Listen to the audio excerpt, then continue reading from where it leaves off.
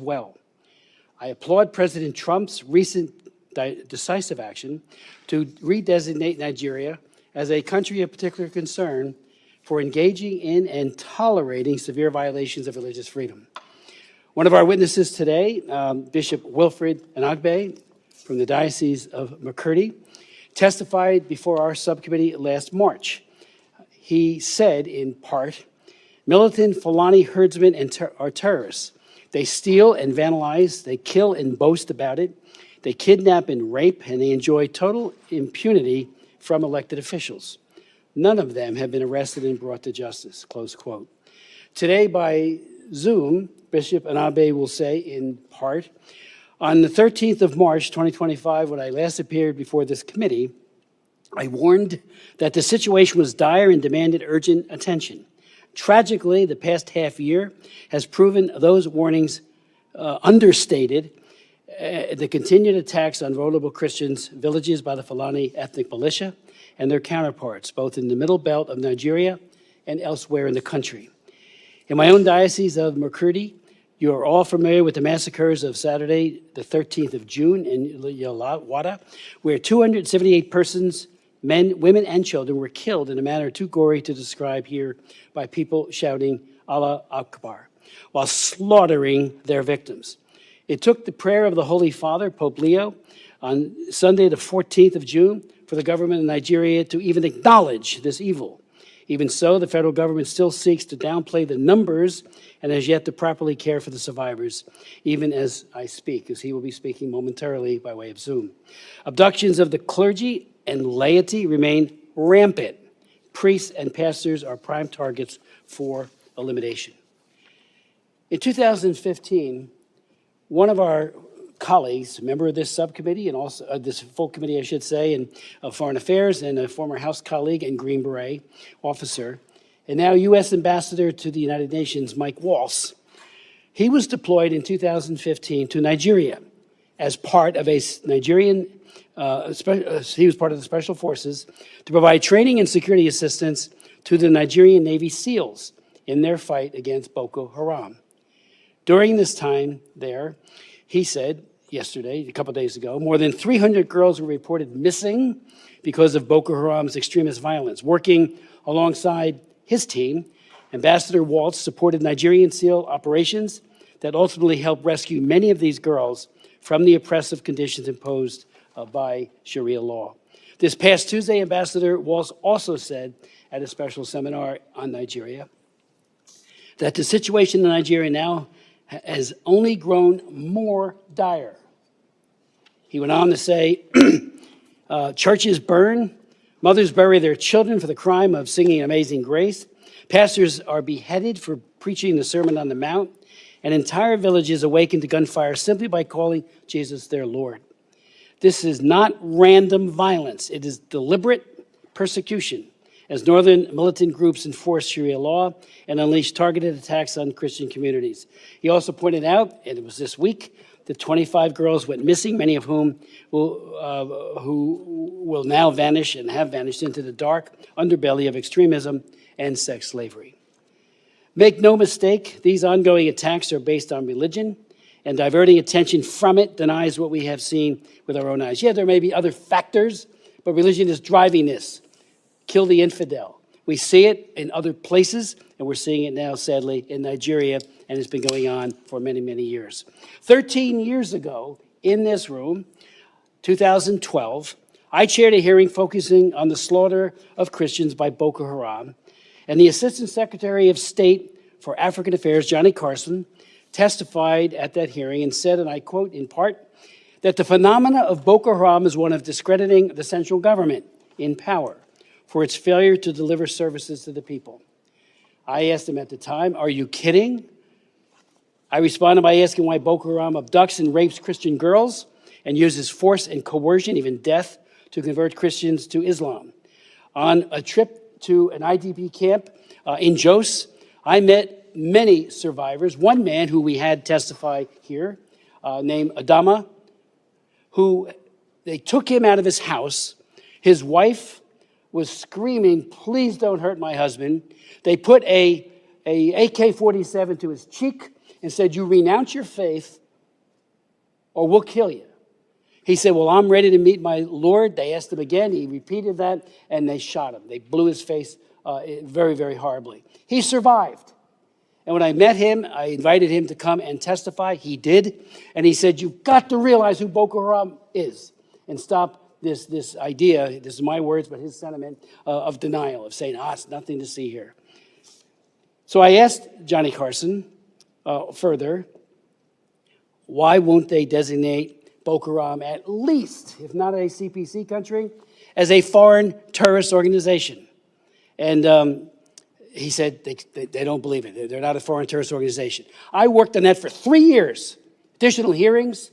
On the day I was marking up my bill, and it was called the Boko Haram Terrorist Designation Act of 2013, to put Congress on record demanding an FDO designation, that day, the administration declared Boko Haram a foreign terrorist organization. I was very happy with it, but we could have done that 3 years earlier, maybe had found out what their sources of weapons and funding and everything else might have been, thereby, again, mitigating some of the harm.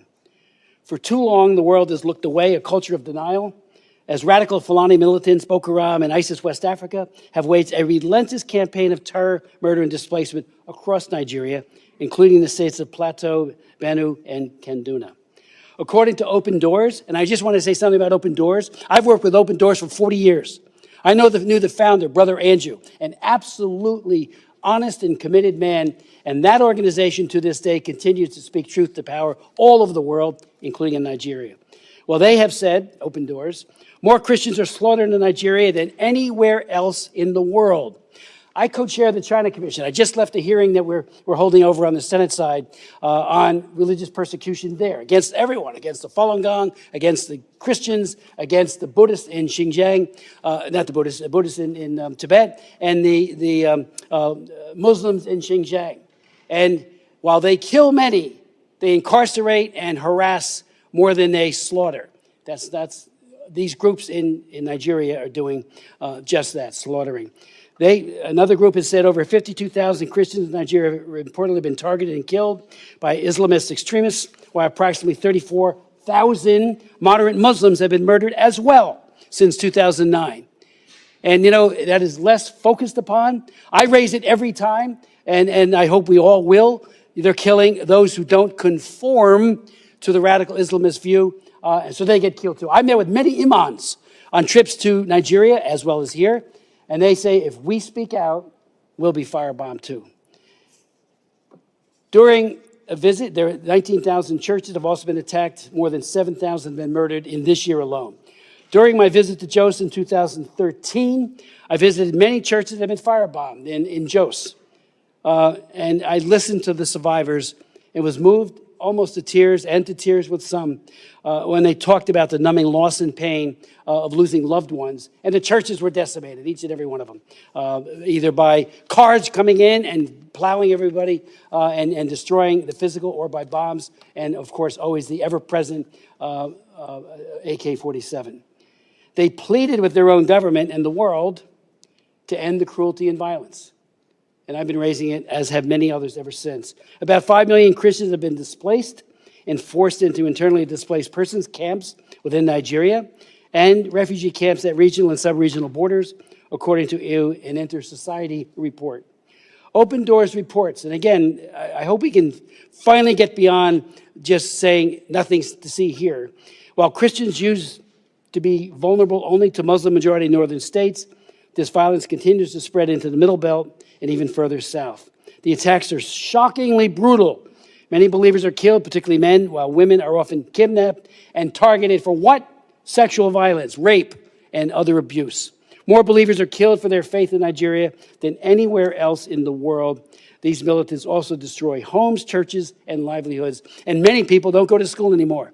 One estimate is 10,000 schools have been closed due to this violence. The Nigerian government has a fundamental constitutional obligation to protect its own citizens. Yet the brutal reality is that the perpetrators of these crimes operate with impunity. The lack of accountability sends a chilling message that the lives of Christian farmers and their families are expendable. This failure has rightfully been called out by the President of the United States, President Trump, and Secretary of State Rubio. The United States must not stand by idly. I've introduced resolutions, and others have been introduced as well. Res 82.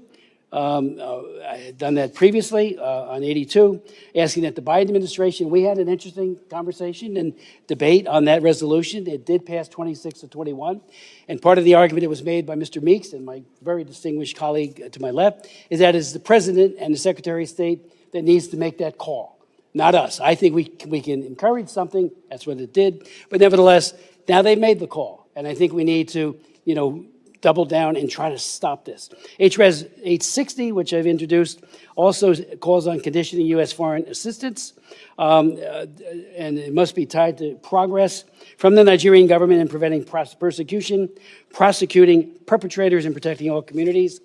Second, it would provide direct humanitarian assistance, especially to faith-based groups working on the ground in the Middle Belt. What we're hearing is that it's not getting through. People are hungry, so we need to make sure that they're helped. And third, we must impose targeted sanctions pursuant to the Global Magnitsky Act, using visa bans and access freezes against individuals and entities responsible for these gross human rights abuses. President Trump, as I conclude, said, Christianity is facing an existential threat in Nigeria. The United States cannot stand by while atrocities are happening in Nigeria. I yield to my good friend and colleague, Ms. Jacobs. Thank you, Mr. Chairman, and thank you to all of the witnesses who are going to be testifying today on conflict and religious persecution in Nigeria. I'm very much looking forward to the conversation we'll have with Ambassador Pratt and Deputy Assistant Secretary McGee, as this committee is long overdue to hold a hearing with Trump administration officials. The African continent continues to be both increasingly important and increasingly overlooked. The continent is the youngest in the world, and in Nigeria alone, 70% of the population is under 35, and 40% is under 15. So it represents the generations who will continue to lead and solve the world's problems. Nigeria has a unique position as a bellwether, as Africa's largest economy, most populous nation, and a significant actor in the region and on the world stage. And meanwhile, Nigeria is facing its own challenges, like rising insecurity, shrinking freedom of expression, and a struggling economy. So let's talk about the very real conflict and violence happening in Nigeria. Nigeria is facing multiple different security challenges in various parts of the country, including violent extremist groups in the northeast, criminal banditry in the northwest, and across the country, farmer-herder conflict in the Middle Belt, and other intercommunal violence in central and northern regions. Several factors are driving these conflicts. Yes, ethnicity and religion play a role in some cases, but other dynamics like poor governance, resource competition, climate change, and population pressures are important drivers that need to be addressed. I appreciate the chairman's passion on this and his long work on Nigeria. I think it's a distortion to say that what we're trying to say is that there's nothing to see here. In fact, there is something to see here. There is very real conflict and violence that we need to address. I've been working on addressing conflict in Nigeria since 2013, 2014, when I was part of the counter Boko Haram strategy at the State Department. The violence impacting both Christian and Muslim communities is real, and the Nigerian government can and should do more to address it. I was horrified to learn of the killing of 2 people and the kidnapping of the pastor and a worshiper at a church in Kwara State. And this came only a few days after, as the chairman mentioned, criminal bandits kidnapped 25 girls in Kebbi State. But it is counterproductive to adopt oversimplistic narratives about the multiple complex overlapping security challenges and violence across the country. The victims in the Kebbi State kidnapping were all Muslim girls. So violence affects everyone, and false narratives perpetuate harmful stereotypes and motivate tensions and violence based on religious identity. Distorting what's happening into a solely religious narrative erases the real drivers of violence and makes it harder to implement effective solutions. And it can fuel violence against the very groups the Trump administration claims it wants to protect. That's why I'm alarmed by President Trump's rhetoric about this violence and threats to go into Nigeria, guns a-blazing, and to wipe out terrorists. We are already receiving reports of increased tensions between Christian and Muslim populations following this rhetoric. President Trump's threat is reckless, and any unilateral military action in Nigeria would be illegal.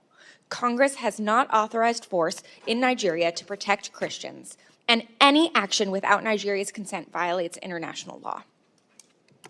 We also know that a military-first response won't actually address the violence and will do very little to protect Christian communities. As I said, I worked on Nigeria policy since I was at the State Department in 2014, so I know firsthand these security challenges are multifaceted, and they require a holistic approach. A military-led approach risks more civilian casualties and impunity, which will only fuel violent extremism more. So we need to use more tools from our foreign policy toolbox if we're serious about helping Nigeria protect its citizens. That means we need to leverage diplomacy and engage with Nigeria on how we can help support their response while pushing for important reforms within Nigeria's institutions. We also need to utilize foreign assistance to fund programs to help prevent violence and address conflict drivers. But the Trump administration so far has hobbled these tools. On the diplomatic front, while I'm glad to see Ambassador Pratt will be here representing the African Affairs Bureau, we still have yet to see even a nomination for an Assistant Secretary for Africa. And we don't have a Senior Director for Africa at the NSC either. There are several emergent conflicts in Africa, including in Nigeria, but also in Sudan, DRC, and across the Sahel and in Ethiopia that demand high-level, consistent, and substantive engagement. Occasional attention from the president, while most of the time welcome, won't be enough to see lasting results on all of these different crises. And on the development front, President Trump's dismantling of USAID and cuts of hundreds of millions of dollars worth foreign assistance in Nigeria is worsening the violence. For years, the United States has supported Nigerian institutions, civil society, faith-based leaders, and researchers to address the conflict, violence, and religious freedom challenges. These programs proactively prevented and directly addressed the violence this administration is now concerned about. For example, a recent article in DevEx highlighted a program that Secretary Rubio terminated, which has left a void in communities that suffer violence. Mr. Chairman, I ask unanimous consent to submit for the record a DevEx article titled "The Cuts That Bleed: What Happens When Peace Programs Go Dark." Thank you. This article focuses on a former program implemented by Search for Common Ground, a peace-building organization that provided critical early warning in communities in Yelwata, a region in Nigeria's Middle Belt, where conflict and violence have erupted between Muslim herders and Christian farmers. This early warning program was responsible for fewer violent incidences before Secretary Rubio terminated it. In June, this same community was left in a lurch without this extra early warning support when an attack happened in Makurdi. Nearly 200 people were killed, hundreds burned alive in their homes and market stalls torched, and almost 4,000 people fled. And this is just one example where the United States has abandoned communities with no explanation. I have another article, this time from the LA Times by former USAID Foreign Service Officer Daniel Morris, that details another program that was helping prevent violence, but was discontinued. Mr. Chairman, I ask unanimous consent to submit for the record an LA Times article titled "Trump Cuts Nigeria's Aid Back in March, Now He Wonders Why It's So Violent." Thank you. This article discusses a program called the Community Initiatives to Promote Peace that operated in northern Nigeria.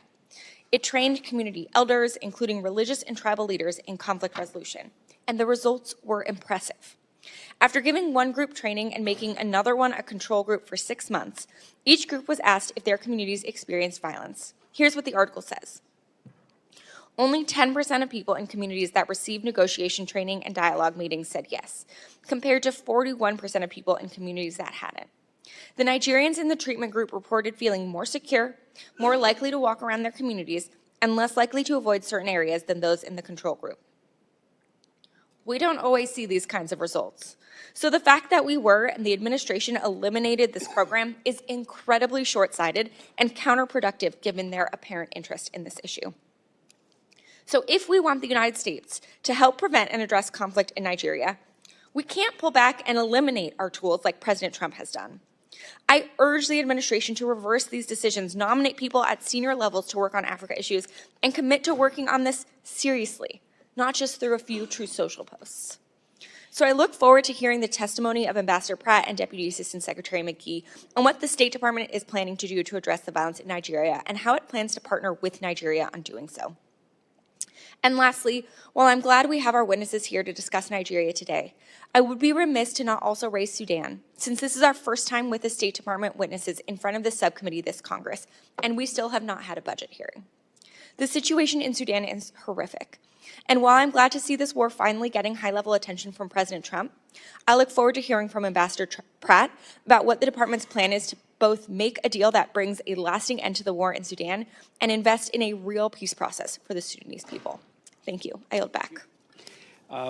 We will now receive a testimony from Bishop Anagbe. He is leaving for a major speech in Germany, and will miss his flight if we wait until thankfully our two very distinguished witnesses from state have agreed, because normally the protocol is they go first, and I do thank them for that. But I'd like to welcome Bishop Anagbe back. He gave very compelling testimony back in March, and we all appreciated that very much. But he is in Benue State. He was ordained a Catholic priest in August of 1994, and Pope Francis elevated him to bishop in 2014. So, Bishop Anagbe, the floor is yours. Thank you very much, Mr. Chairman, Congressmember Chris Smith. The Most Reverend Wilfred Chikwa Anagbe, Bishop of the Catholic Diocese of Makurdi, Benue, Nigeria. Before the House Committee on Foreign Affairs, African Subcommittee, November 20, 2025. President Trump's redesignation of Nigeria as a country of particular concern, CPC, a serious, well-founded wake-up call. I am here this evening talking that because I have the privilege of witnessing, the privilege of experiencing. I'm not talking as a privilege of opinion. Mr. Chairman, ranking members, distinguished members of the subcommittee, thank you for inviting me back to testify on the escalating crisis of Christian persecution and genocide in Nigeria. 6 months ago, precisely on 13th March 2025, when I last appeared before this committee, I warned that the situation was there and demanded urgent attention. Tragically, the past half year has proven those warnings understated the continued attack on vulnerable Christian villages by the Fulani ethnic militia and their counterparts, both in the Middle Belt of Nigeria and elsewhere in the country. Since my testimony in March 2025, credible reports from organizations monitoring religious freedom, including Open Doors and our own Justice, Development and Peace Commission in Makurdi Diocese, have documented continuing attacks on Christian villages, especially in the Middle Belt states of Benue and Plateau, perpetrated by the Fulani militia. Thousands more have been displaced, some adopted or subjected, with entire villages razed and churches destroyed. My own village of Aondana in Gwe West local government was attacked and several of my relatives killed on May 22nd, 2025. An entire convent of Reverend Sisters of the Clarisha Missionaries was displaced, along with the local Catholic parish. Within the days following that attack, nearby villages like Naka also witnessed attacks. In fact, on the 24th May 2025, one of my priests, Father Solomon Atongu, was shot and left to die in the pool of his blood, while those traveling with him were adopted. Though he survived the attack, he is unable to walk freely because he has a broken bone. A few weeks before, on Palm Sunday, April 13, 2025, with the attack occurring late that night into the early hours of April 14th, Fulani militants launched a coordinated assault on Christian communities in Plateau State, Nigeria, primarily targeting the village of Zike in the Basa local government area near Jos. This incident was part of a broader wave of violence in the region during Holy Week, targeting Christians as they prepare to celebrate one of the most holy, important feasts in our church.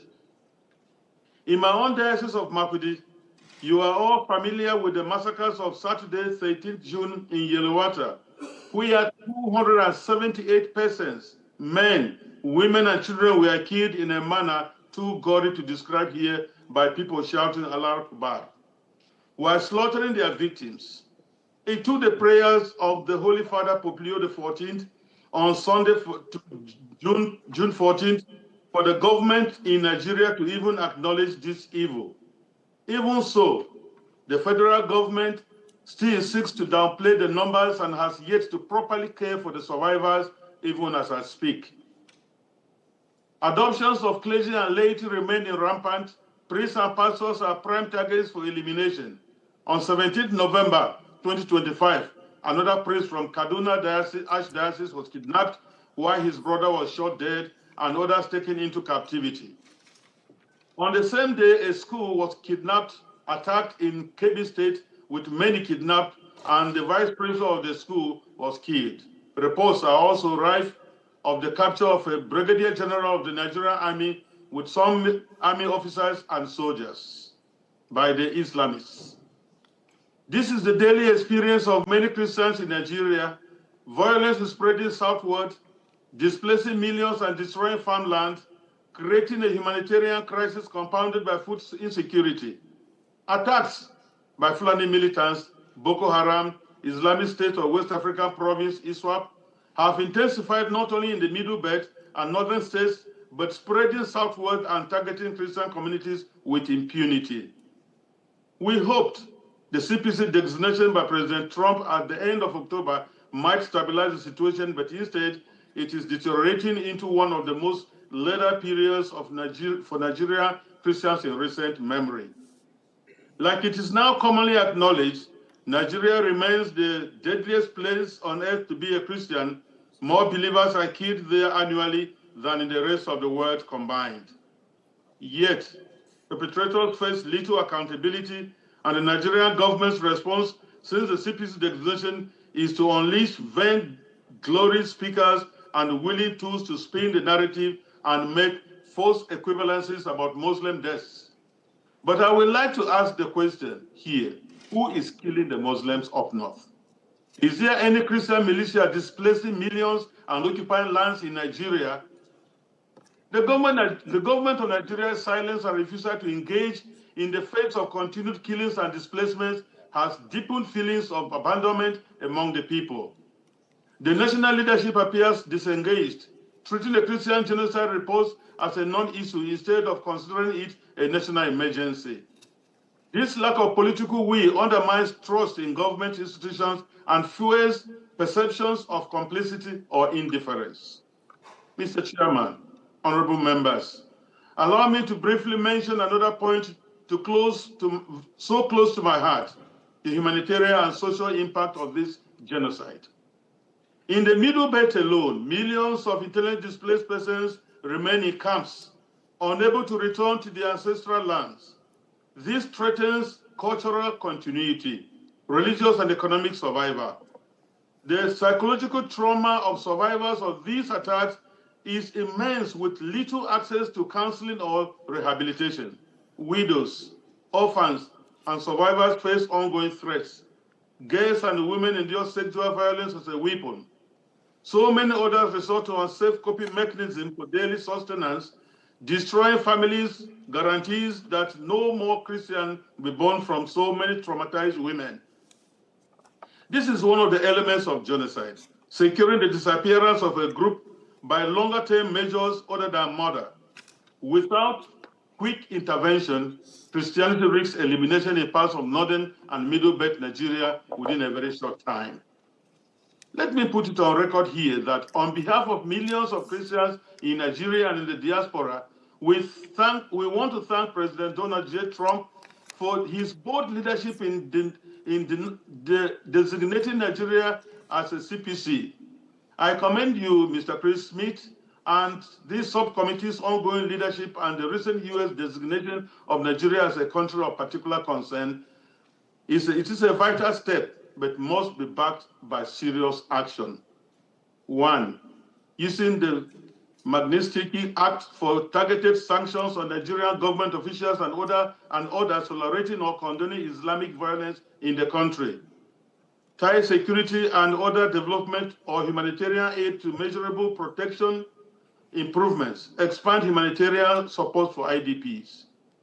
The IDPs must return to their ancestral homes and lands with security guarantees by the Nigerian government. They must also be supported to rebuild their economic livelihoods and enjoy basic services such as education and sanitation. Support bills like the Nigerian Religious Freedom Accountability Act to hold perpetrators accountable. This point cannot be overemphasized because it is impunity that fuels the violence we suffer. Irrespective of who are being killed, the prime question is, are there killings in Nigeria? And the government should stop it. International advocacy, work with allies to praise Nigeria at the UN and ensure discriminatory laws and blasphemy laws are eradicated or expunged from the Constitution.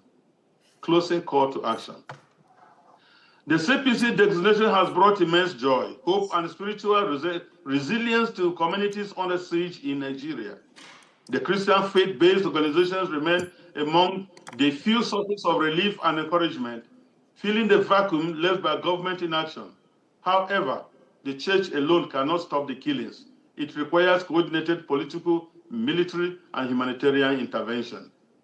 Mr. Chairman and members, the blood of Nigerian Christians cries out to you people. We cannot afford to wait any longer. Renew hearings, pass binding legislations, and use every tool of U.S. influence to demand change. America remains the only country in the world with an International Religious Freedom Act. America has a unique role in defending religious freedom globally. Please enact concrete actions according to the CPC designation. We all know that inaction emboldens the extremists even more. Thank you for listening. I welcome you for this. Thank you very much, and God bless you. Bishop Anagbe, thank you so very, very much for your testimony, for your leadership at great risk to yourself and so many of your priests and diocesan folks. I do thank you, and I wish you well on your trip, and I hope you make your plane. Thank you so very much. It now falls to me as a great honor to introduce our two witnesses from the administration, and they're on their way in right now. Okay. While we're waiting for them to be seated, I would ask. No, I got it. There you go. Good.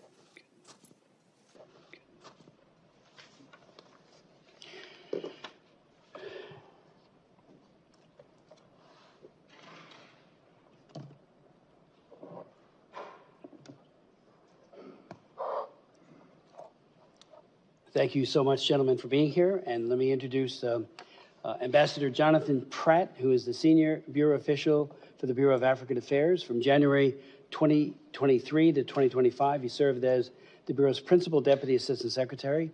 Prior to that, he was U.S. Ambassador to Djibouti from 2021 to 2023. He is a recipient of the Presidential Rank Award, a Distinguished Honor Award, the Director General's Award for Reporting, and the James Clement Dunn Award for Excellence, and he has spent a lifetime working very effectively on African issues. Thank you, Ambassador Pratt, for being here and testifying. Then we'll hear from Jake McGee, who joined the Department of State in April of 2025 as Deputy Assistant Secretary in the Bureau of Democracy, Human Rights, and Labor. Prior to joining the department, Mr. McGee was an attorney at the global law firm in Washington, D.C., and spent several years in the Middle East as an executive recruiter and taught English in a refugee camp in northern Jordan. Without objection, your full bios will be made a part of the record. Ambassador Pratt, the floor is yours.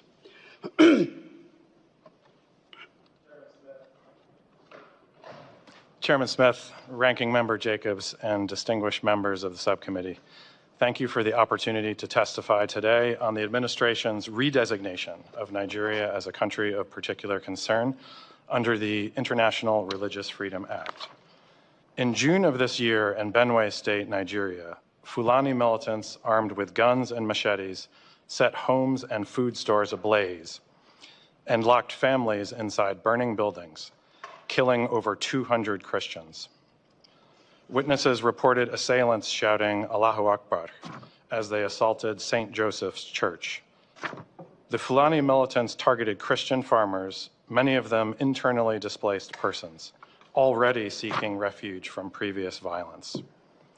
Benue State Governor Hyacinth Ali recently warned that his state is, quote, under siege and being attacked by terrorists and bandits, highlighting the Nigerian government's failure to intervene. The scale and brutality of violence facing Christian communities is tragic and unacceptable. It represents a serious failing on the part of the authorities. Similarly, on December 23, 2023, a series of coordinated attacks began and continued into Christmas morning in Plateau State. The attacks resulted in hundreds of victims. Many were women, children, and elderly unable to flee. At least 8 churches were destroyed. Plateau State communities are still reeling today from the overt religious-based violence of those attacks and their unanswered calls for help. The Nigerian government must do more to protect its Christian citizens who are being targeted and killed. Terrorists, separatists, bandits, and criminal militias in Nigeria wreak havoc throughout the country, with ongoing attacks often deliberately targeting Christian communities. In addition to the violent Islamic extremism and banditry experienced in Nigeria's Middle Belt, there has been a surge in violent attacks across northern Nigeria by violent extremist organizations like ISIS West Africa, ISIS Sahel, Boko Haram, Jainim, and Al-Qaeda affiliate Ansaru, and Lakurawa. The ongoing violence is a problem of prioritization for the government of Nigeria. Although its military and police are engaged and taking significant losses in their counterterrorism efforts in the Northeast, the Nigerian government has not done enough to effectively combat violence in the Middle Belt, protect Christian communities, or hold perpetrators accountable. The intent of the administration's approach is to raise the protection of Christians to the top of the government of Nigeria's priorities, especially in the Middle Belt. Nigeria is a key regional partner, Africa's largest democracy and most populous nation, with whom we share economic and security interests. It is in the United States' interest to work with the Nigerian government on a plan of action to strengthen security for at-risk Christian communities and Nigerians of all faiths whose ability to practice their faith is put in jeopardy by endemic violence and terrorism. We welcome Nigeria's willingness to cooperate following the CPC designation. We look forward to seeing these commitments put into action. The Trump administration is developing a plan to incentivize and compel the Nigerian government to better protect Christian communities and improve religious freedom. This plan will consider U.S. state and Treasury engagement on sanctions, as well as possible Department of War engagement on counterterrorism and other efforts to protect religious communities. Secretary Rubio and Deputy Secretary Landau have engaged already with members of the Nigerian government on the importance of addressing the violence facing Christians in the Middle Belt. Ultimately, the President's decision underscores the administration's commitment to promoting religious freedom as a universal right and a fundamental freedom. The levels of violence and atrocities committed against Christians and communities of all faiths in Nigeria are appalling and threaten this universal right. We remain open to working together with the Nigerians, but we also expect the Nigerian government to deliver results on the ground as proof of their commitment to this universal right. Thank you for your attention, and I welcome your questions. Thank you, Mr. Ambassador. Mr. McGee. Chairman Smith, Ranking Member.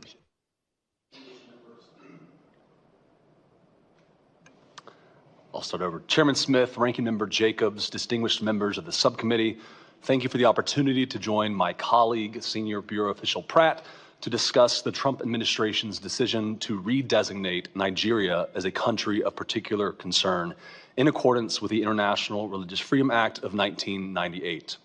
President Trump's decisive action to designate Nigeria as a CPC made clear that the United States stands ready to champion the rights of Christians and protect them from religious persecution. The religious freedom situation in Nigeria is well documented in the annual IRF reports. The IRF Act, designed by Congress nearly 3 decades ago, establishes religious freedom as a U.S. foreign policy priority and mandates that the president call out religious freedom violators as a reflection of the importance our nation places on America's first freedom. As my colleague stated, the levels of violence and atrocities committed against Christians in Nigeria are appalling. Particularly in the Middle Belt, these attacks directly target Christian populations. Ample witness testimonies have confirmed attackers used religious language during their attacks and specifically targeted Christians for killing, abduction, and rape. It is clear Nigerians are being attacked and killed because of their faith, and the Nigerian government must uphold its duty to protect them. The United States stands with civil society and religious actors brave enough to speak about the tragic violence and discrimination they face in Nigeria. When Bishop Wilfred Anagbe and Father Remigius Eyula testified before Chairman Smith's hearing last March about religious freedom, these 2 courageous religious leaders reported they received threats rather than protection from the Nigerian government. But the United States listened, and we will continue to listen and act until the Nigerian government protects religious freedom, strengthens its protections for vulnerable Christians, and holds perpetrators accountable. In addition to these failures, Nigerian officials also continue to prosecute individuals for alleged blasphemy, which stands in clear violation of Nigeria's obligation to safeguard free speech. Under the Sharia penal codes enforced in 12 of its states, Nigeria is one of only 8 countries in the world that allows for penalties up to execution for blasphemy, along with Iran and Pakistan, which have long been designated CPCs. When authorities detain individuals accused of blasphemy, the judicial process often takes years while they remain in prison, sometimes on death row. Mobs often take the law into their own hands with impunity. For example, in 2022, a mob killed Deborah Samuel Yakubu, a student of Shehu Shagari College of Education, Sokoto, in a heinous attack after she was accused of blasphemy. This young Christian woman's life was taken too soon, yet her murderers remain free. With horrifying reports of discrimination, abuse, torture, disappearance, and even the murder of individuals simply trying to practice their faith freely and safely, religious freedom is not an abstraction, but an obligation Nigeria must uphold. This administration has heard the steady, clarion call from civil society and religious actors about the pernicious impact of the violence on religious communities.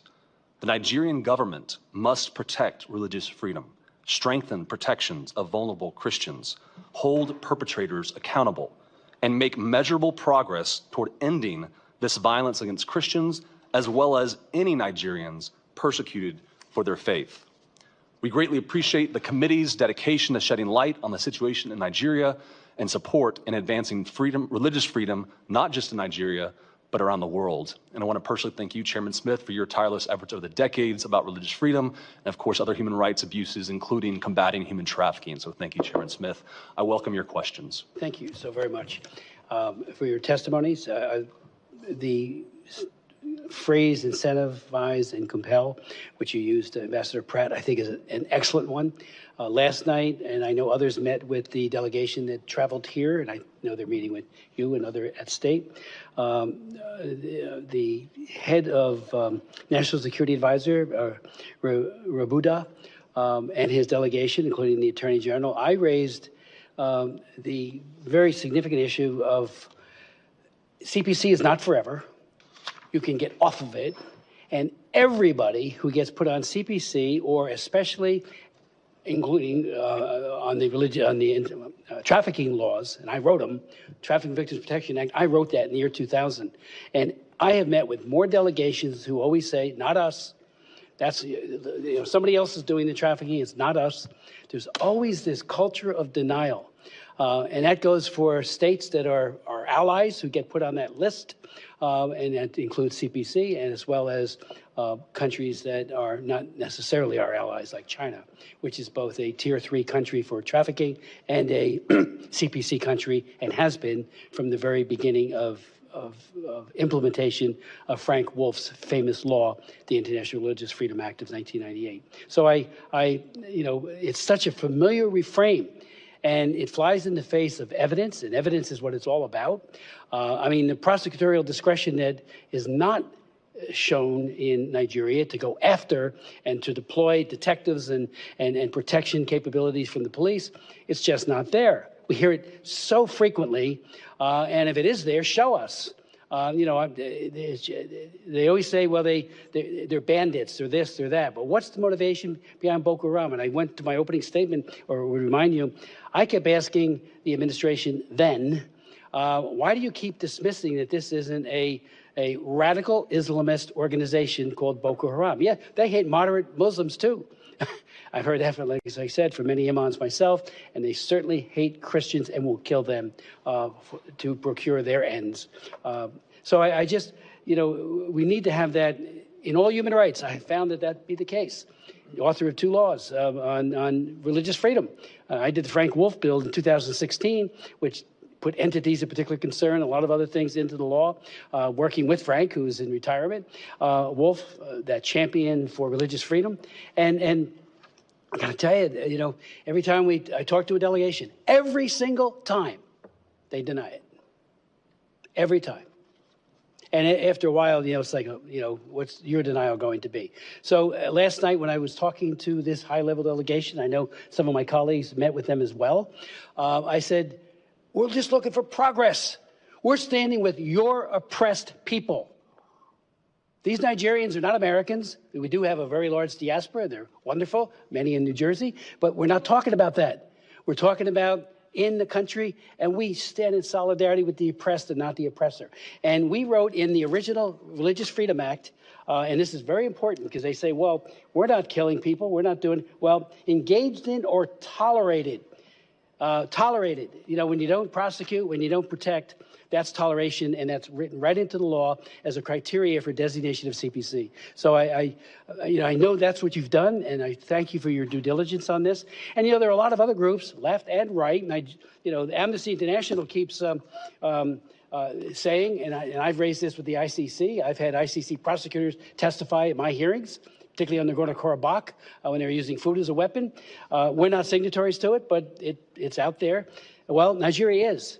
And Amnesty, again, last year, they keep asking, where's the prosecutions for this? Nigeria, Amnesty International petitions the ICC judges to end prosecutors' delaying of justice for atrocity crimes. So are they wrong too? And I do hope that, and without objection, I would ask that article be made a part of the record about Amnesty. So it's very, very concerning, and I do hope that you will know that this is just par for the course. It's just not us, and it gets very, very tiresome. Show us that it's not you. Open it all up. How many of you, where are the prosecutions?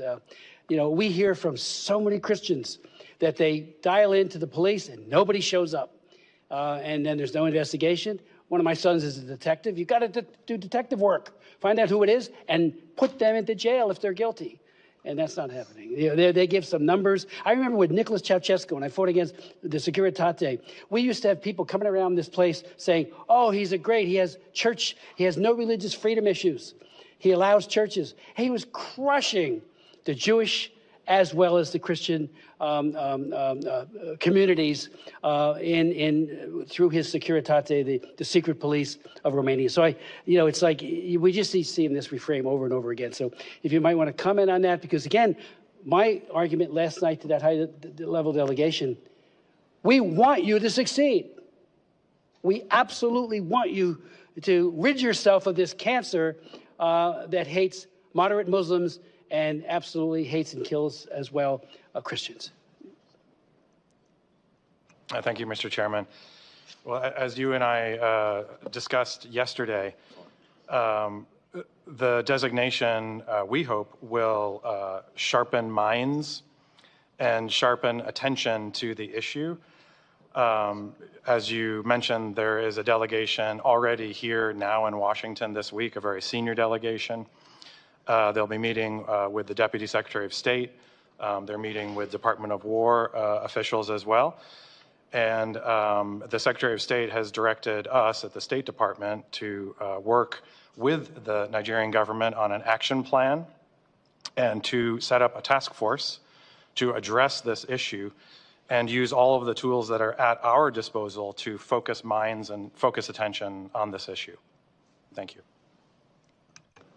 As you mentioned, Chairman, this is not a new issue. This has been going on in Nigeria for several years. President Trump designated Nigeria in 2020, and the previous administration removed Nigeria as a CPC in 2021 and 2022 and 2023. And so a CPC designation, as my colleague just mentioned, focuses the minds of people in Nigeria. It puts the onus on the government of Nigeria to take action to protect its own citizens, including people of all faiths, not just Christians. Muslim communities are affected as well, other communities. And so the CPC designation is a step that starts a conversation that leads to greater engagement with the Nigerian government, because ultimately this is their responsibility. Let me just, there is talk, while the CPC is not a designation of genocide, there is a very cogent argument to be made that this is a genocide. And I remind people that, again, there's all this denial. I had 3 hearings on the Armenian genocide, and I had, sitting right where you're sitting, Mr. McGee, an ambassador from Turkey, who said, if you recognize, and we had a good bipartisan effort going on this, if you recognize the so-called Armenian genocide, we'll throw you out of your base in Incirlik. And I said, what a great NATO partner you are. It was just amazing. We've seen it over and over again. When I went to Darfur and met with Bashir, we then went to the UN, Human Rights Commission, as it was called then, not the Council. We were flabbergasted that they wouldn't call what was happening in Darfur a genocide. And again, I remind everybody, Article 2 says genocide means any of the following acts committed with intent to destroy, in whole or in part, a national, ethnical, racial, or religious group as such, in whole or in part. It's very clear. Now, we're not talking in CPC about genocide, but when we fought against ISIS, and Jeff Fortenberry did a very serious bill because the administration then would not recognize what ISIS was doing to the Chaldeans, and I went and visited with them in that part of the world. I was shocked that they wouldn't do it. We got a bipartisan piece of legislation passed that did recognize the genocide, and then finally John Kerry said, "Okay, we'll call it what it is." So, whole or in part. And that's what's happening here, at least in part. And the president did say he's worried about the extermination if it's allowed to continue onward. So I would like to ask, just for the record, the department has 7 positions vacant in our embassy in Nigeria, including individual rights, religious freedom reports, and the like. I just encourage you to fill those as quickly as possible. I think that would be very helpful if you could. And I yield to Ms. Jacobs. Thank you, Mr. Chairman. So as I noted in my opening remarks, a recent DevX article described a former program from Search for Common Ground that Secretary Rubio terminated earlier this year. This program set up critical early warning systems in communities in Yelwada, a predominantly Christian region in Nigeria's Middle Belt, that actually worked in decreasing instances of violence and deaths. In June, this same community experienced an attack, but without that early warning system. Nearly 200 people died and 4,000 people fled their homes. Security forces arrived long after the attackers left. And had this program still been in place, it could have prevented some of these deaths by sending early warning signs ahead of the attack and taking actions to prevent or respond to it. Mr. McGee, this program was funded by your bureau, the Democracy, Human Rights, and Labor Bureau. Can you explain to the committee why the department canceled this program? Thank you for your question, Ranking Member Jacobs. As Secretary Rubio has said time and again, America is the most generous country in the world, and we will continue to be the most generous country in the world.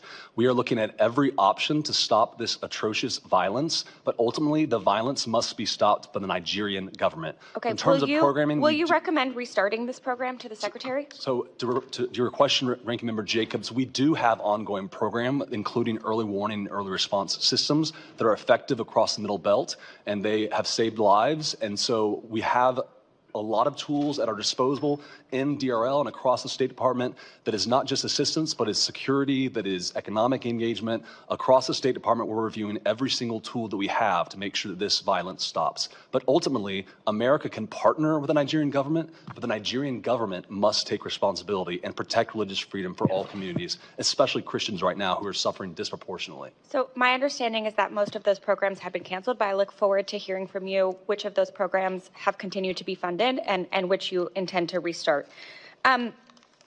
Earlier this month, President Trump posted on Truth Social threatening to cut off all aid to Nigeria and go into the country, quote, guns a-blazing, to, quote, completely wipe out terrorists. He ordered Secretary Hegseth to prepare for possible actions. This reckless threat provoked calls within the Nigerian government and public to respect Nigeria's sovereignty and territorial integrity. Ambassador Pratt, what role has Secretary Rubio been given to respond to this challenge using diplomatic and development tools? Thank you for the question. The Secretary of State, as I mentioned, has directed us to come up with a comprehensive plan using all of the tools that are at our disposal, primarily diplomatic, but also security, also assistance, cooperation programs. This would span from security to policing to economic. We want to look at all of these tools and have a comprehensive strategy to get the best result possible. Great. We will look forward to seeing that strategy. There were public reports that AFRICOM has laid out 3 potential military options. What is the status of this decision at an interagency level?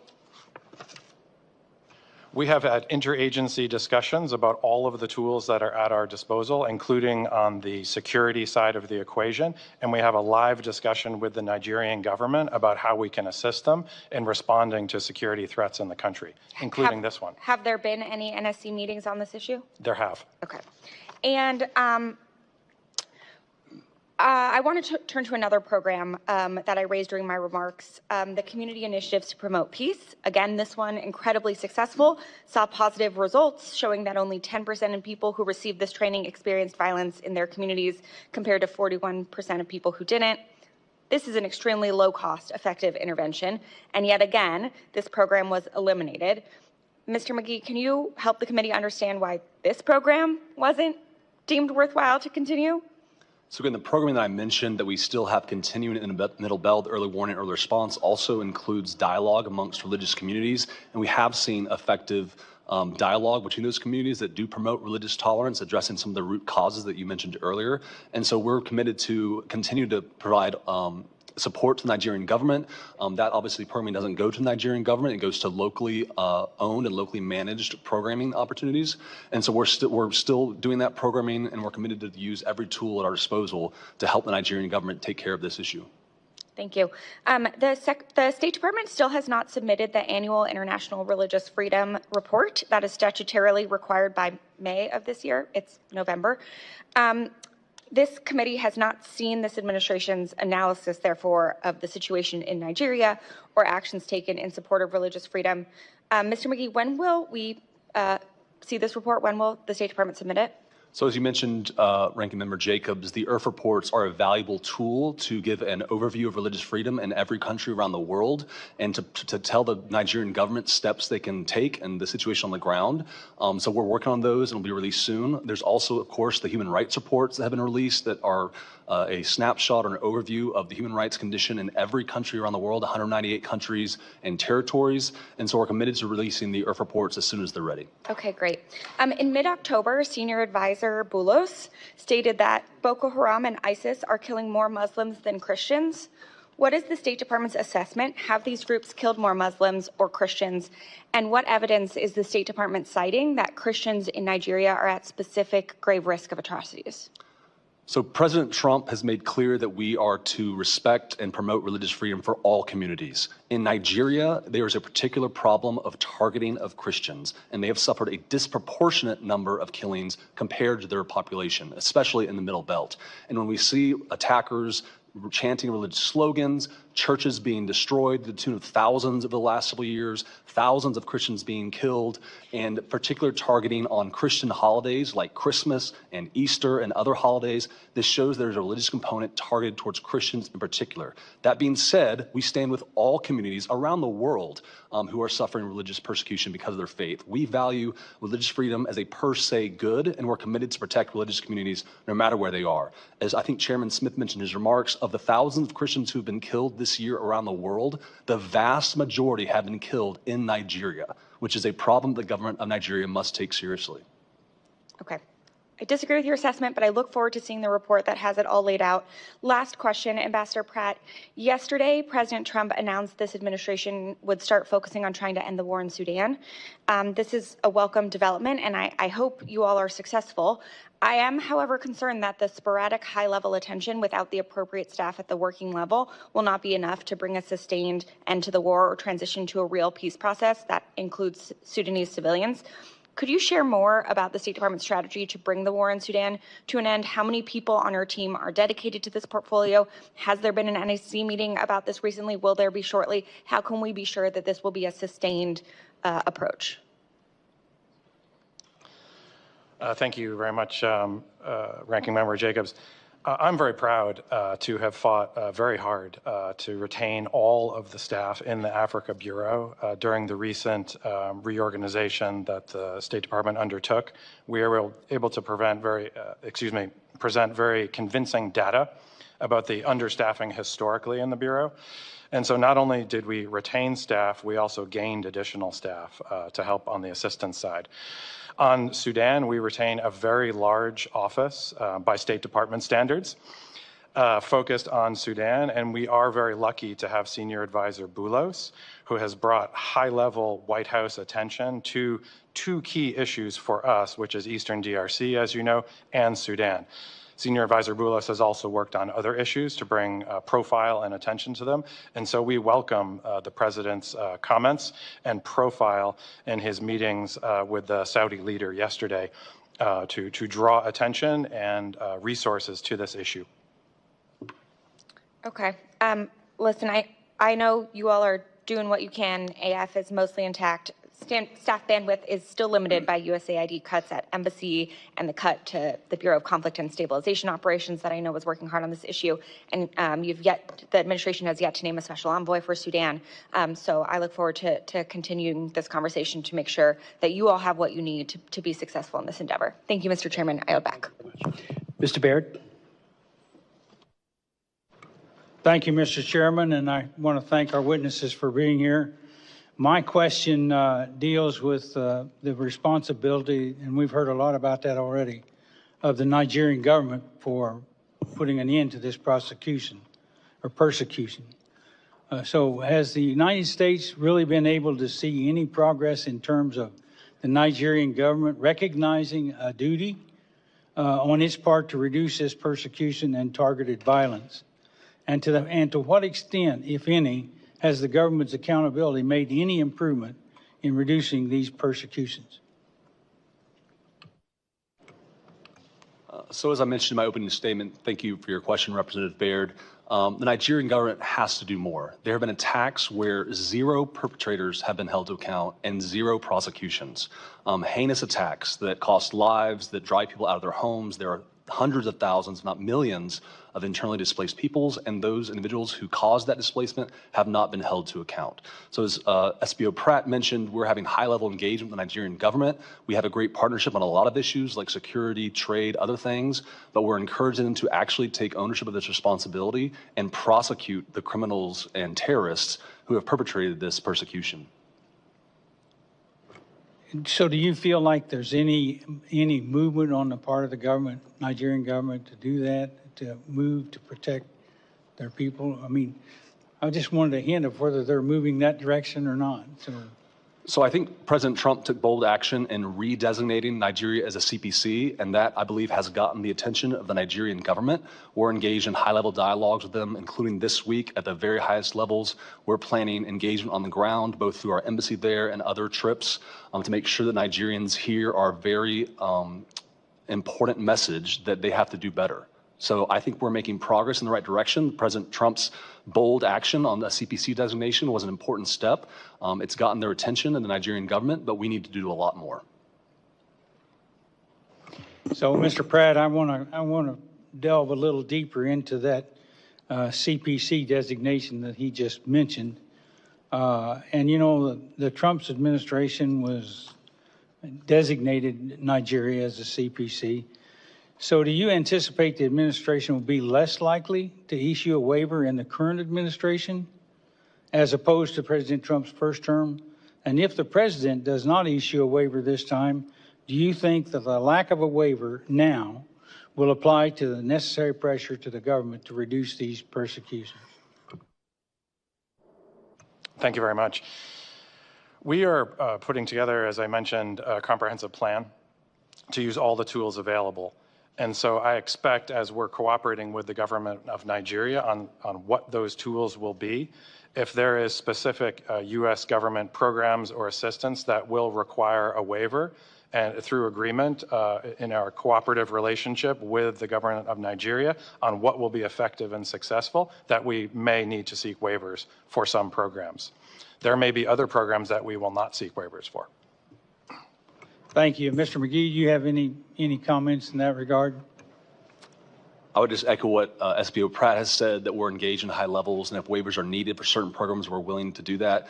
But the important thing is to get the Nigerian government's attention, including about the Sharia law that still exists in the 12 northern states, up to and including the death penalty as a device of punishment. And so we're having frank conversations with Nigerians at all levels of government and are committed to do whatever it takes to continue to encourage them to take actual action and not just talk. So I thank both of you for being here, and Mr. Chairman, I yield back. I thank you very much. Ms. Jayapal? Thank you, Mr. Chairman. I want to thank our witnesses for being here this morning. And before we turn to Nigeria, since this is the first time we have you in front of us, in front of the committee, I just want to quickly talk about Sudan, because I do think this is so critical. And the humanitarian situation there, the incredible numbers, I mean, 400,000 killed, over 11 million displaced, 30 million in need of humanitarian aid. This is just a stunning crisis, and I did want to appreciate the administration's recent comments on this, particularly Secretary Rubio, when he called for action to cut off the supply of weapons to the Rapid Support Forces. And as the Secretary had previously acknowledged, it has been widely documented that the UAE has been one of the primary drivers in fueling those weapons to the RSF. So I hope that I want to urge the administration to use every piece of leverage that we have to halt that support. And I hope, Mr. Chairman, thank you for your leadership and for the ranking member's leadership on this issue. I hope that we can take up the bill from Representative Meeks and Representative Jacobs. I know it was on our agenda, but I think it's important for us to take up that bill at the earliest opportunity, because this is a moment for us, I think, to all focus on the horrific crisis there. So just want to urge you to do everything you can, and we are spending a lot of time on this issue. I have a lot of constituents who are directly impacted by this in the Sudanese diaspora. So thank you for that.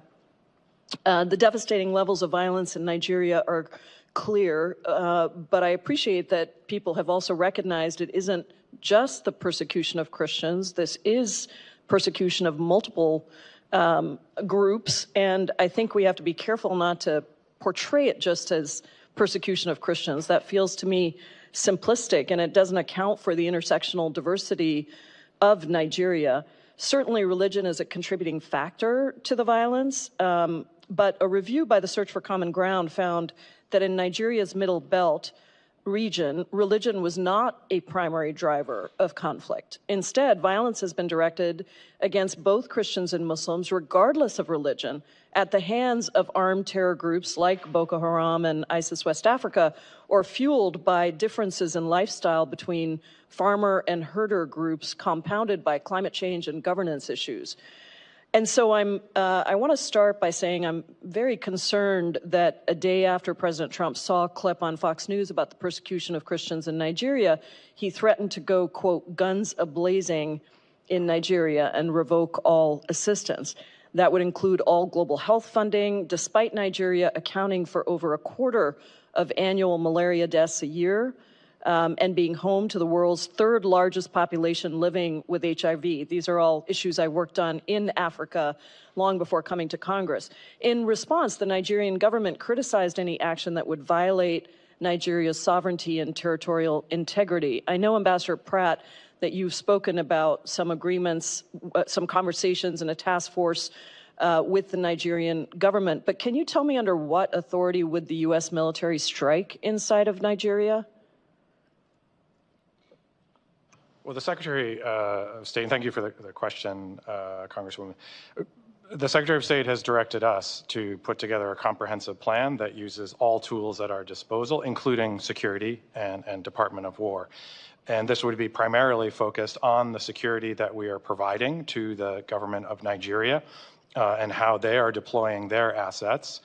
We can also share information and intelligence. We can talk about counterterrorism. And so those are the tools that we are primarily looking at in our strategy. Don't you think it would have been appropriate to have the task force discussion and the alternatives presented prior to the president going on Truth Social and saying we're going to go guns a-blazing into Nigeria? We've been working on these problem sets in Nigeria for a long time. We have a lot of programs of assistance in the country. They did undergo a foreign assistance review, but many of them continue, and we want to make sure that we're using them strategically to get the best outcomes. Very diplomatically said, Ambassador. I just wish we would actually stick to that playbook rather than a bully and threaten of a country that is extremely important to us and to the region. I don't think that's the right way to go, to just go on Truth Social and threaten guns a-blazing. I think what you've described is much more appropriate, and I look forward to seeing what comes out of that. You know, we had Ambassador Kelly Curry here before a different subcommittee of this committee, former Trump appointee, and she said in front of the committee in a hearing yesterday, I think it's a very relevant quote, "You cannot solve problems created by men with guns by turning to men with guns for this solution." And I just would urge us to think about that. This is coming from a former Trump appointee. I think if we were to do this, it would just serve to further radicalize communities and risk turning the aggression of actors like Boko Haram and ISIS West Africa directly to the United States. I just have 50. Gentlelady, it's expired. Oh, it's expired. I'm so sorry. I thought I had 50 seconds left. Thank you for your indulgence. I yield back. Thank you. Chair recognizes Mr. Huizenga. Thank you, Chairman Smith. And I'm going to deviate a little bit from my written remarks, much to the chagrin of my staff, but I feel it needs to be addressed right from the very beginning. The simple fact is radicalized Islamists are running amok in Nigeria. They're terrorizing moderate Muslims. They're terrorizing Christians. And they are targeting Christians. That cannot be disputed. And while we see many people trying to emphasize the outside issues, lifestyle, who owns land, who is the herder, et cetera, they want to emphasize that those are the key drivers and that they're the key drivers of everything but religion. And I and many others, and I'm not just talking about those of us on this committee or Americans, I'm talking about religious leaders in Nigeria, believe religion is one of, if not the main driver of targeted violence right now. We just heard from Bishop Anagbe. A week and a half ago, I talked to President Magaji. President Magaji is the president of my own He's the Nigerian president of my own faith sect, the Christian Reformed Church. We have 400,000, mostly from a Dutch background, 400,000 participants and members here in North America between the United States and Canada.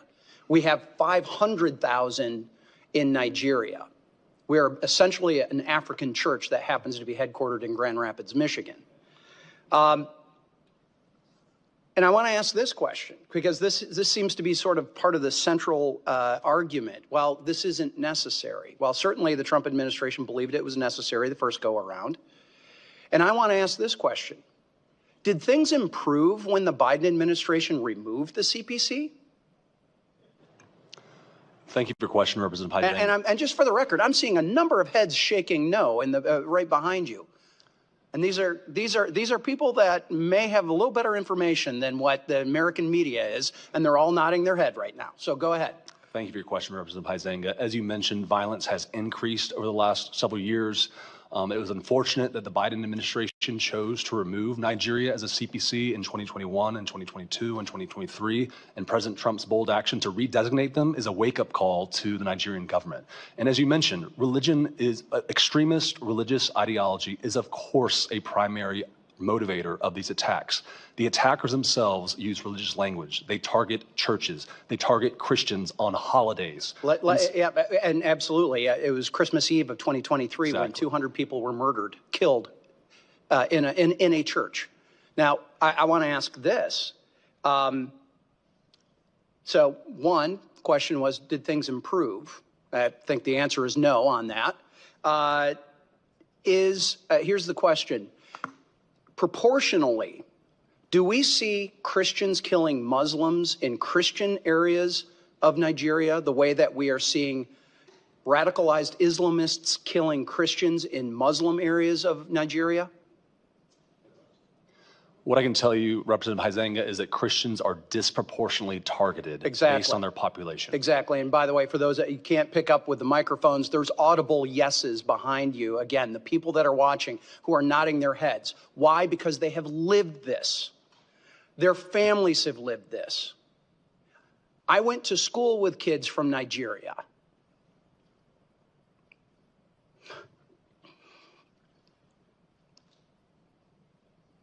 I've got neighbors who've been missionaries there, who have family there, who have friends there, who know this is going on. Yet we've got not just the mass media, we got people within Congress denying that this is happening, or certainly de-emphasizing it. It ought to be outrageous that it is Christians, moderate Muslims, anyone being terrorized by these radicalized Islamists in Nigeria, and we've got the Tinubu government sitting back and not doing enough. And I recently just was interviewed by Nigerian television, Arise TV, and that was really their question. Is the Tinubu government doing enough? And I had to answer, no, they are not.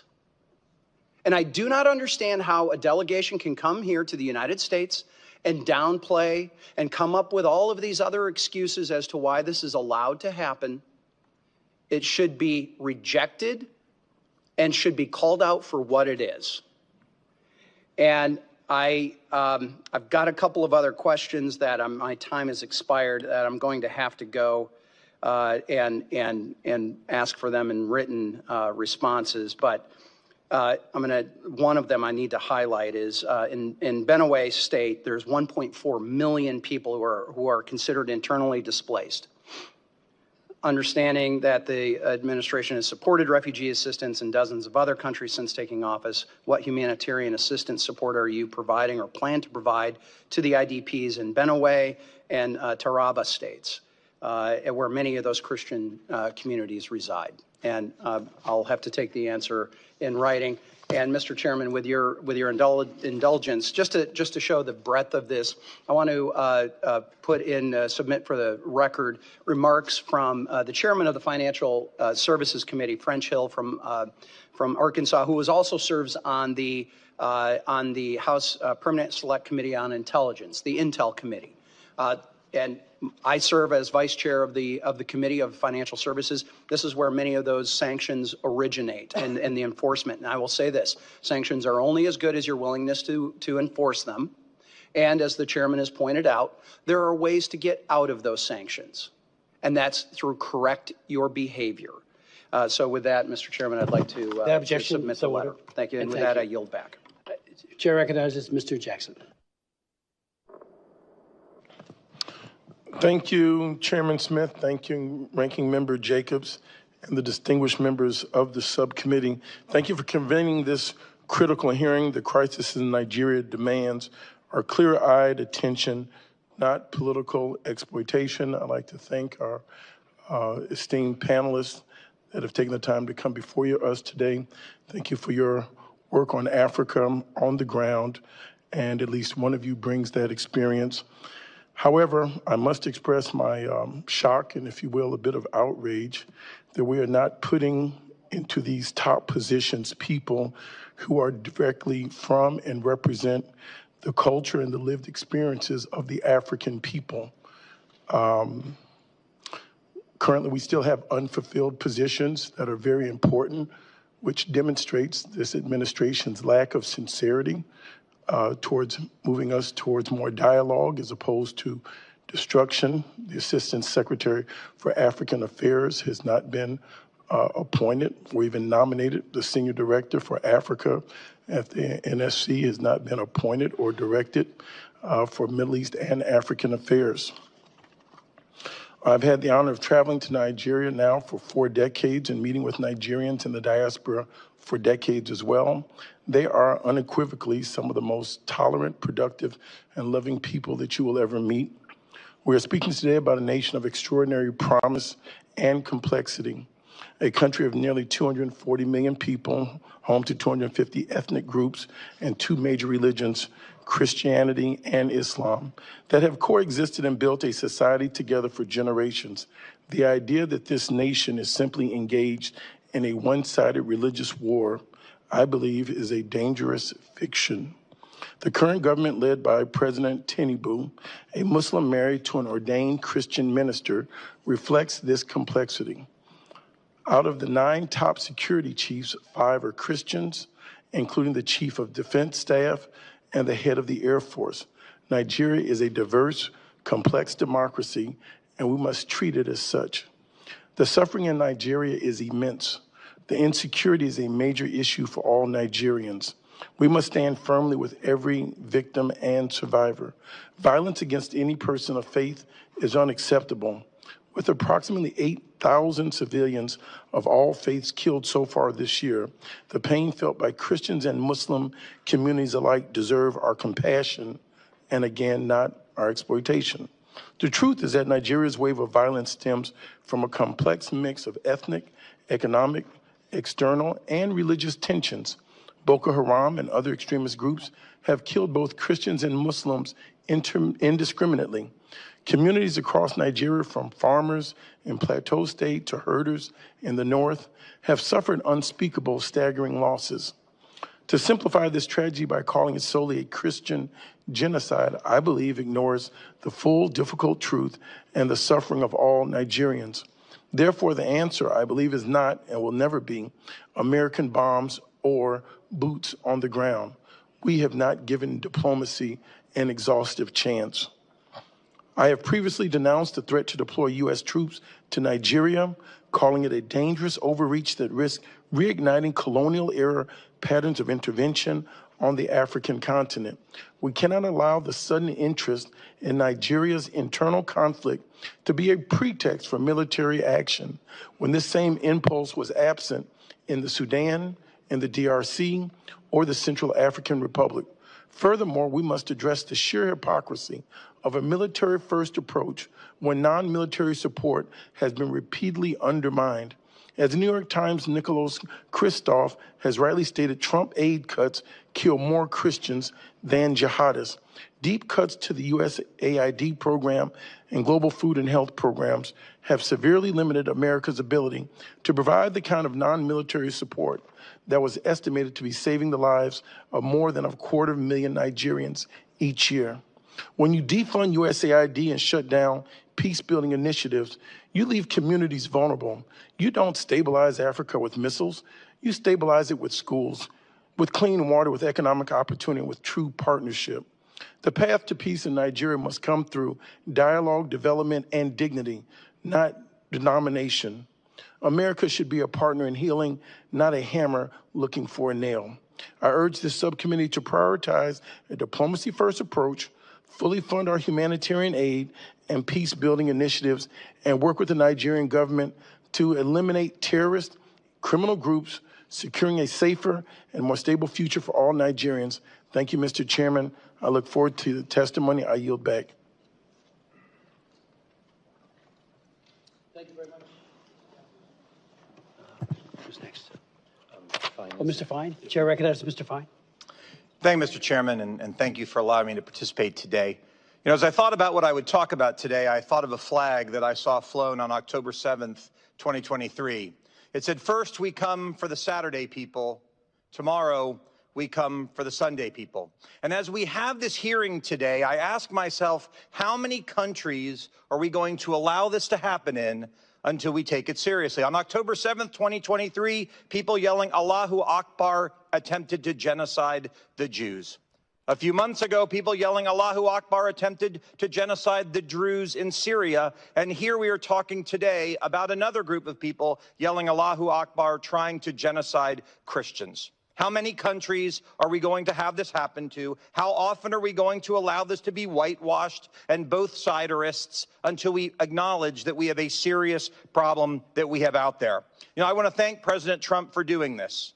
Joe Biden never should have done it. And my question when I get to it will be, why do you think he did? Why do you think he took them off the list? But I want to thank President Trump for taking a leadership role, because we must stomp out this evil wherever it presents itself. I want to thank the chairman for choosing to have a hearing on this. And I want to thank my colleague, my fellow freshman, Representative Moore, for also raising the profile of this issue around the world. It is easy for me to criticize this when it happens in Israel and when it happens with the Jews, given who I am. But it is important that we call out evil wherever it is. And I am sick and tired of the fetishism and the whitewashing of the problem. This is a real problem that we have to acknowledge. In a country where you can get the death penalty for criticizing a religion, and we'll talk about that if I have time to get to questions.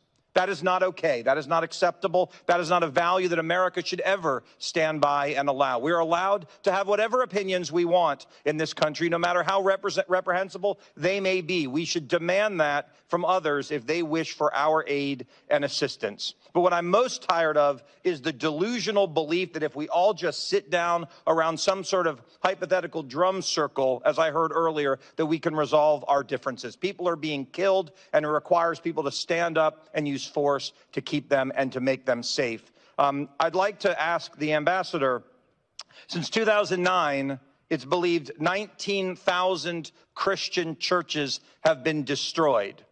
My question to you is, was that a coincidence? Were they just like randomly targeting buildings, and these 19,000 buildings happened to be churches, or were they targeted because they were churches? Thank you for the question, Congressman. As my colleague has said, and the Trump administration strongly believes that there has been a disproportionate number of attacks on Christian communities, which is the reason for the designation. Okay, and so let me follow up with this.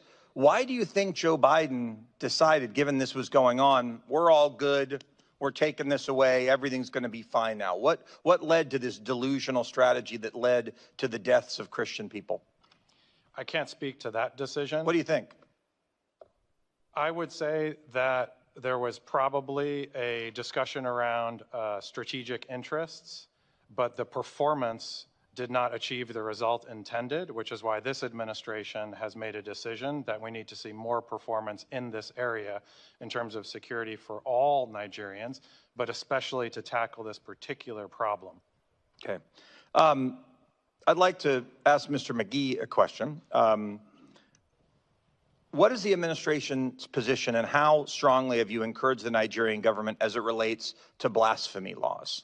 You know, this idea, you talked about problems that people are having there. They go to jail for years because of their words. because of their criticism. Not saying I agree with their criticism all the time, but all they're doing is they're not threatening anyone, they're not killing anyone, but somehow they go to jail for blasphemy, something unfortunately many people moving to this country want to impose on us here. What has the administration done to say to that, that's not okay, we're not going to abide by that?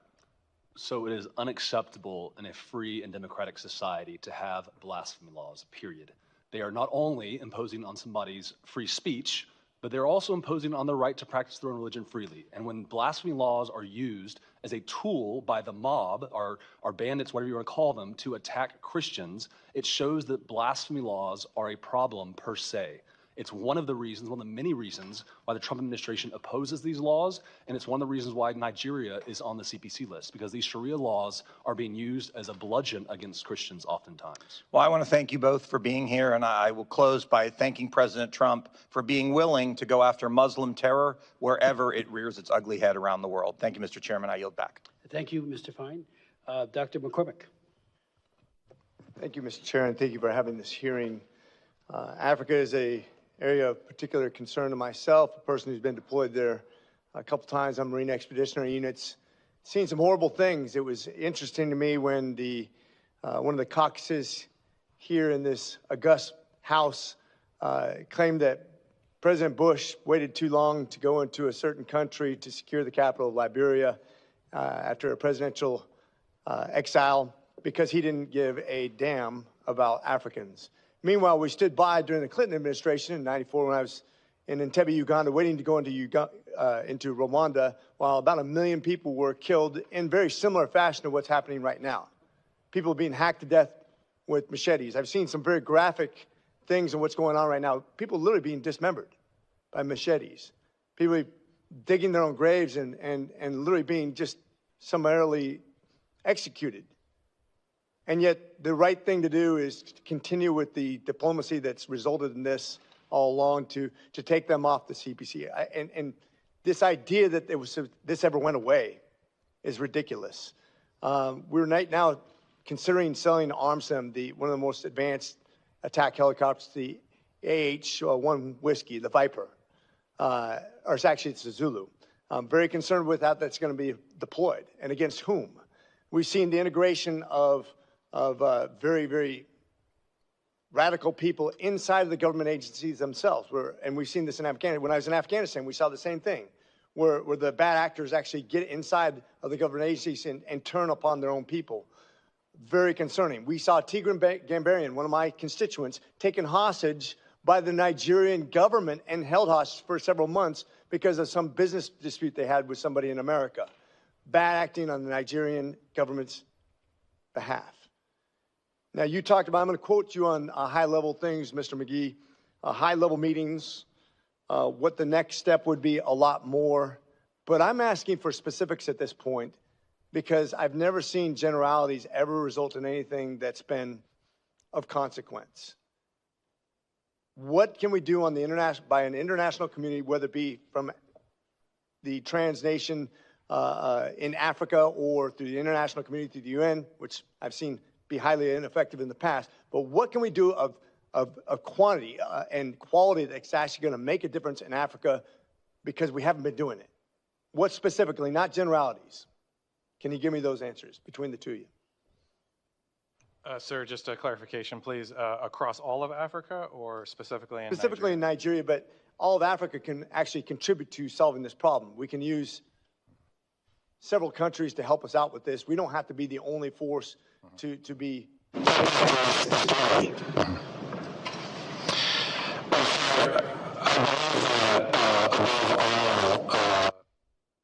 Development and commercial investment in the continent can yield the best dividends, which is one of the reasons why this administration has focused so heavily on our commercial strategy in Africa. We rewrote the strategy and we've focused very heavily on delivering U.S. companies to the continent because we believe that they offer the best in terms of quality and can bring the most development. And it also delivers for the United States. We've focused very heavily on security, and AFRICOM has engaged heavily across the continent, so security is very important. Law enforcement is a very important piece of that as well. And so I'd say, as you look across the continent, the number one priority that I would place, because it lifts all boats, is the economic piece, and I'd focus on commercial. So the AFRICOM commander is a Marine, 4-star, good friend of mine, and I understand what his limitations have been. You know, obviously, we don't want to be, if you're not invited into a country, it makes it much more difficult. I've seen the leverage we have economically, but I'm worried also about pushing them into Chinese arms, which they're ready and waiting to pilfer that country and its resources.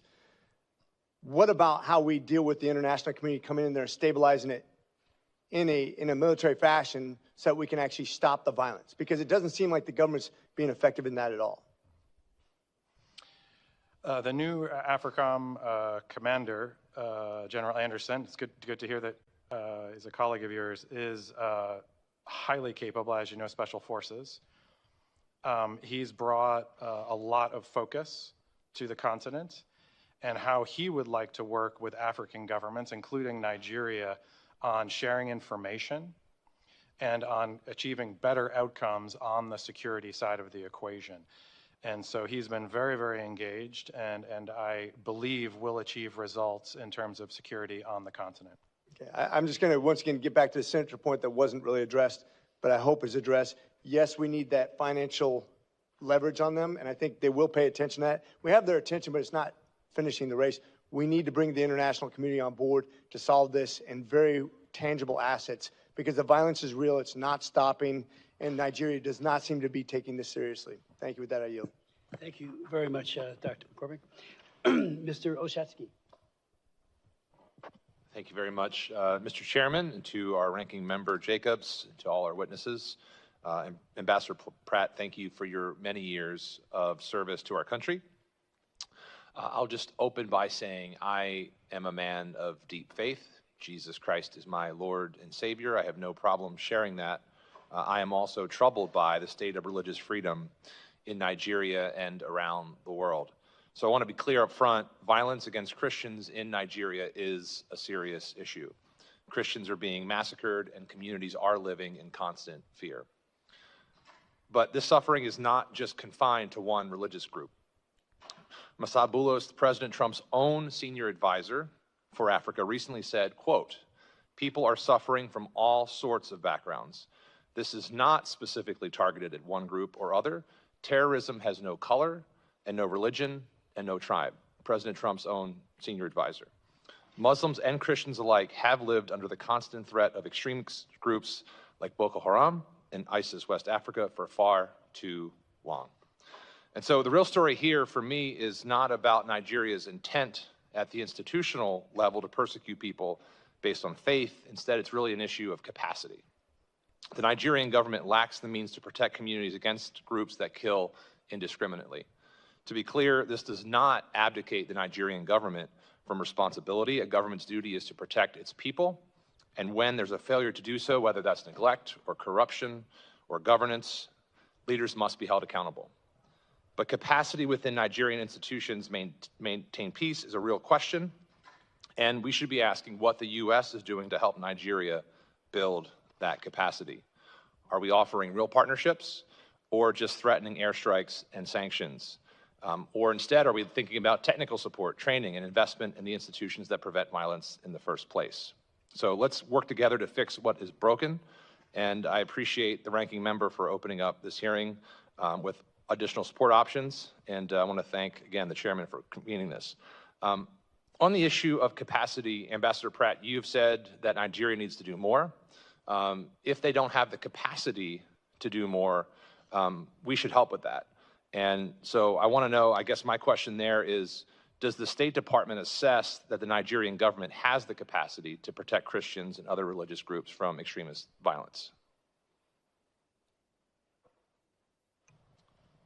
Nigeria is a very wealthy country, very populous country. We believe that this is a question of focus.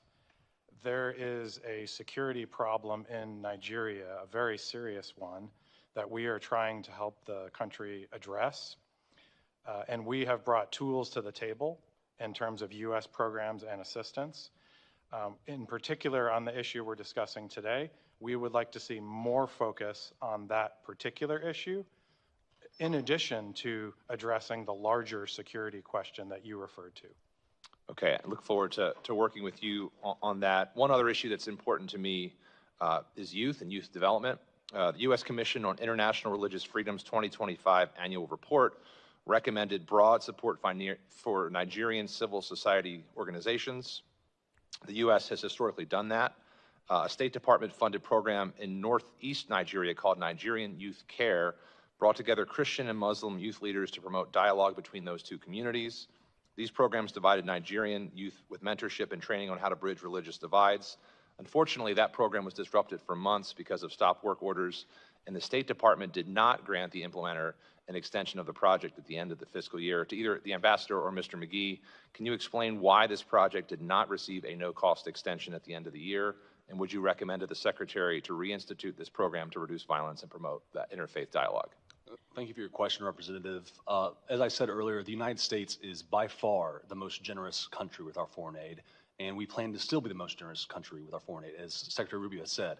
So some programming you mentioned, we actually have ongoing programming in my bureau that leads to early warning, early response systems that also includes dialogue between religious communities. As many members have stated, this is a complex problem. It's not one that can be addressed with one neat solution. There are, of course, like every human action, multiple drivers of this persecution, and there are multiple communities being affected, not just Christians, as you mentioned. Yeah. But we must tell the truth. That begins an honest relationship with Nigerians is to tell them that a lot of this violence is driven by religion, religious persecution, religious extremist ideology. And so in terms of programming, we're committed to the programming that we have on the ground that is effective. It's saving lives, and we are reviewing every foreign assistance dollar at the State Department to make sure that taxpayer dollars are used effectively and actually helps people on the ground. That's great. I thank you both for your time and your testimony today. I look forward to following up on those programs with you. And with that, Mr. Chairman, I yield back. Thank you. I'd like to now recognize Mr. Moore. Thank you, Mr. Chairman. Thank you, Chairman Smith, for convening this hearing. And I just want to recognize real quick the tremendous impact that Chairman Smith has had in this realm of human rights, Christian persecution over the decades. I'm a former staff member, actually, of this committee. I worked on this committee when Chairman Smith was on this committee. He had a very large impact on me as a staff member, and to come full circle back around to be on a hearing on such an issue that was really inspired by Chairman Smith's work here when I was a staff member. Thank you for that. And but I think one of the things that's, and I would say disheartening in this, hearing some of the media reporting and frankly, some of my colleagues on the other side of the dais here, is this misdirection of what is happening. There is a persecution of Christians in Nigeria. The witnesses have made that clear. We heard the bishop speak. I don't know how many times we have to hear it or how many reports of murdered, martyred Christians, my brothers and sisters in Christ in Nigeria, how many times we have to hear that happen to take it seriously. And one of the things that concerns me is that it feels like at times it's echoing an indifference around this, and somehow we're going to develop our way out of it through developmental programs, and this indifference sounds like echoes of Rwanda to me, where we did nothing on that. And I think, as you remember quite clearly, President Clinton has stated that as one of his largest failures in his administration. President Trump has made a definitive decision to actively engage and stop the killing in Nigeria, and I think he deserves a lot of credit for that. You all have used a word that I think is very apt in this, and this is prioritization. And as Chairman Smith put it perfectly in his opening statement of this hearing when he spoke with the senior officials in the Nigerian government, is that we do want to work with them. We have the opportunity here. I think the Nigerians have an opportunity to deepen and strengthen their relationship with the United States if they will prioritize the protection of these communities. Of course, non-Christians are being killed too. We're not saying that's not happening, but there is a systematic, targeted campaign that's happening here. I met with that same delegation, same as Chairman Smith did, and some of the feedback we were getting is a little bit of that same misdirection. But let's not turn a blind eye to what's happening. Let's not believe our lying eyes, right? One thing I'd want to point out here is we've had religious organizations and advocacy groups have been calling for humanitarian assistance in the Middle Belt region. And my understanding is that the Tinubu administration has not specifically requested it. That's why it's not there. They just have to ask for it, and our State Department will then provide that assistance to those organizations on the ground.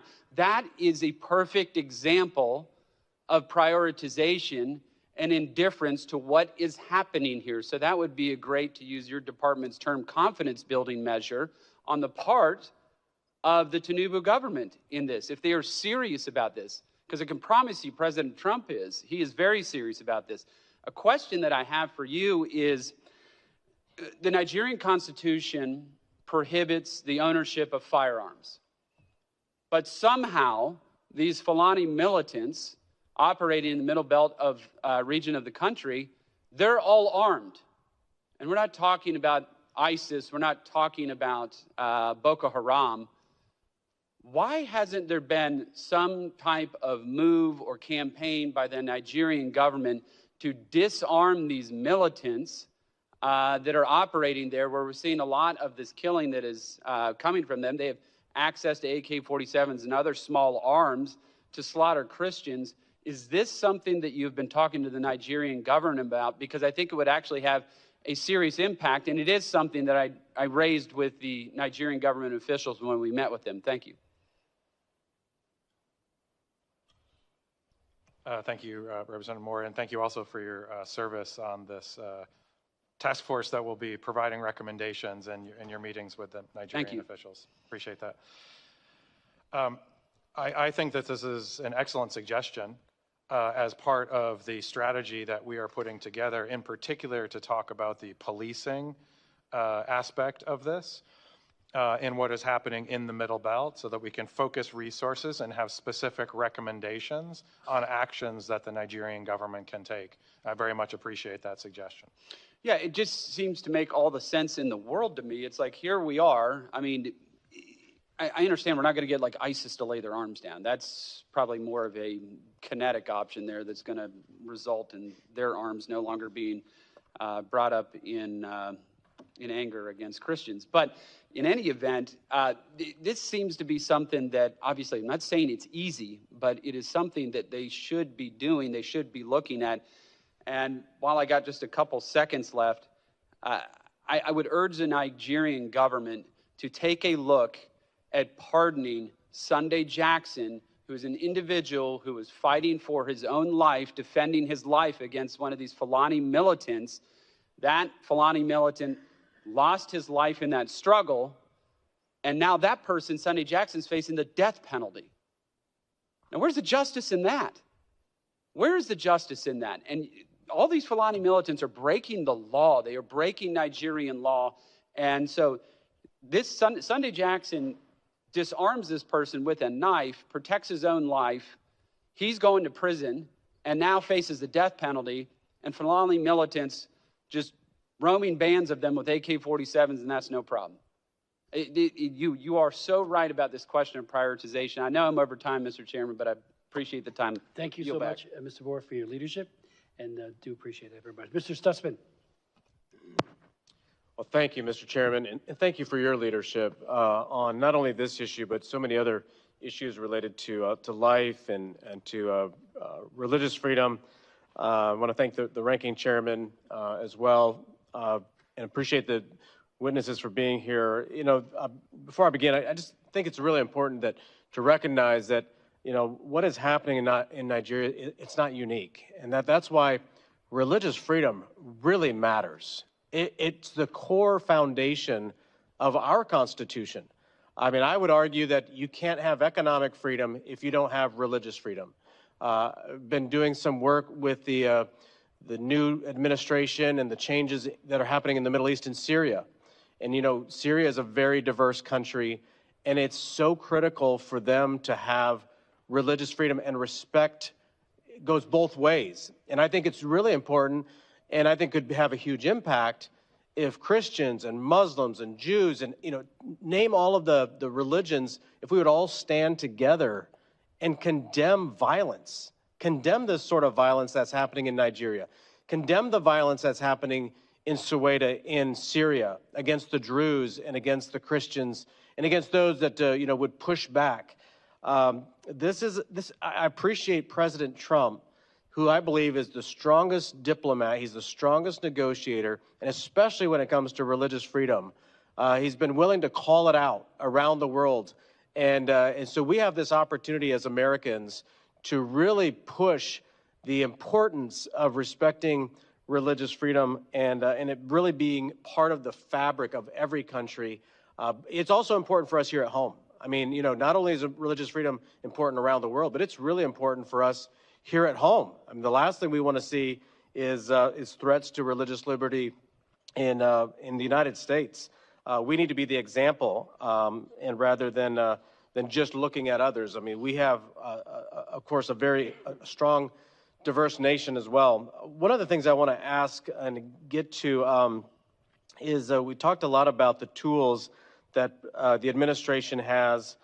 Senator Cruz and I introduced legislation that would redesignate Nigeria as a country of particular concern. And again, of course, very disappointed to see that that was revoked during the Biden administration and the steps back that has caused there. I want to ask, Daniel Ada is from Benin. He's as a candidate for president. I just visited with him. He's a friend of mine.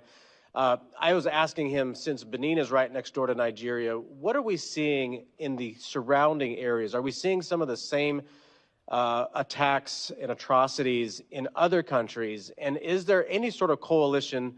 I know the Nigerian government is acting like this isn't happening, but is there any sort of coalition being led by us or within the region to fight back and to push back?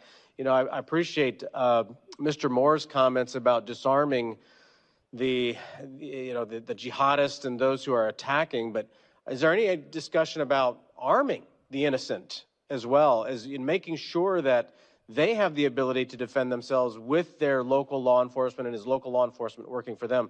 So a couple of questions in there, but I'd be happy to hear from either one of you. Thank you, Representative. The security problems, very, very serious ones that exist across the littoral states of Africa are common and are shared, especially in the north, as we see more and more terrorist insurgent action. And so this is a shared problem. We at the State Department, but especially the Department of War and AFRICOM, have focused very heavily on sharing intelligence and trying to create the type of cooperation that you referred to between those countries, so that they're sharing information, using best practices, sharing intelligence with each other to be more effective. In terms of the particular problem that we are discussing today, this targeted attacks against Christians, it is most acute in the middle belt of Nigeria. One of the things that we know in the Middle East is looking at the curriculums that are taught in schools, and especially, you know, some of the curriculum that we saw that was being taught in Gaza to the young children about, killing a Jewish soldier is something worthy of. I mean, do we see this sort of education system at all in these countries? Because what are the young people learning? Are they learning to be pursuing peace and prosperity? Or are they also being taught anywhere in these schools some sort of jihadist activity is worthy of accomplishing? I refer to my colleague from DRL as well, since they publish reports on this that cover some of these issues. Sure. So you'll see in our human rights reports where we call out human rights violations across countries around the world. In terms of Nigeria's curriculum in particular, I don't have that information right in front of me, but we're happy to report back to you on the committee. Sure. No, that's fine. I appreciate you both, and thank you again, Mr. Chairman, for having this hearing. Thank you for your questions and comments. We are joined by the former chairman of the Africa Subcommittee, who is now over at the Energy and Commerce Committee, John James, and I want to thank him. February of 2024, he had a very important hearing on Nigeria and other advocacy throughout that time. So the floor is yours. Mr. Chairman, thank you so much for your personal invitation, for your leadership, and for your friendship. I'm honored to be back. Psalms 96:14 asks, "Who will rise up for me against the wicked? Who will take a stand for me against evildoers?" Nigeria is facing one of the gravest religious freedom crises in the world. As the former chairman of the House Foreign Affairs Committee on Africa, I have visited and have seen firsthand the direness of the conditions in what is now the deadliest place on earth to be a Christian. They are targeted, displaced, and killed simply for their faith. The ancient plea, "Is there no help for the widow's son?" still echoes today. Since 2019, nearly 17,000 Christians have been killed. In the first 7 months of this year alone, hundreds more were murdered. On June 13th, during the Yellowwater massacre, more than 280 Christians were slaughtered in a single day. These are not isolated tragedies, but a sustained pattern of religiously motivated violence, often ignored or even enabled by the Nigerian government. Extremist groups like Boko Haram, Fulani militants, and ISIS West Africa attack often without any meaningful intervention from authorities. The lack of response has created an atmosphere of impunity where Christians continue to live in constant threat and fear. The United States has previously recognized this crisis. President Trump not only designated Nigeria as a country of particular concern during his first term, but redesignated it again in his second term after President Biden inexplicably removed that designation. Religious persecution is tied to political repression and weakening institutions in Nigeria. Example, the detention of Mazi Nnamdi Kanu is a clear example. In 2022, Nigeria's Court of Appeal struck down the charges against him and ordered his release. The UN Working Group on Arbitrary Detention has also called for his unconditional release.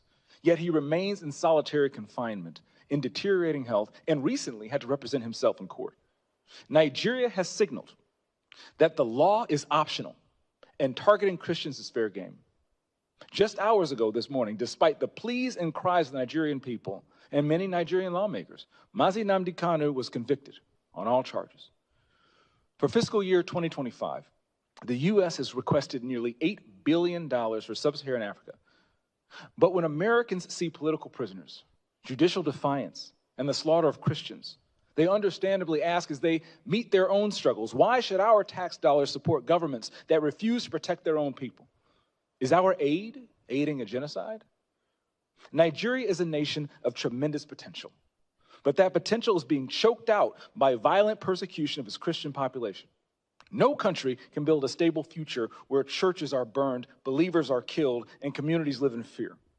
The United States must stay engaged, and Nigeria must change course now. Mr. Pratt, a direct question. Do you believe, in your professional assessment, that the government of Nigeria has been infiltrated by jihadists? I do not believe that the government of Nigeria has been infiltrated by jihadists. Okay, because when you look at the selective enforcement of the rule of law, one might question if there are any favoritism or looking the other way when groups are being specifically targeted, despite the fact, as my colleague Mr. Moore mentioned, not enforcing the rule of law with regard to weapons. My next question, how has the Nigerian government reacted since President Trump's country of particular concern designation announcement?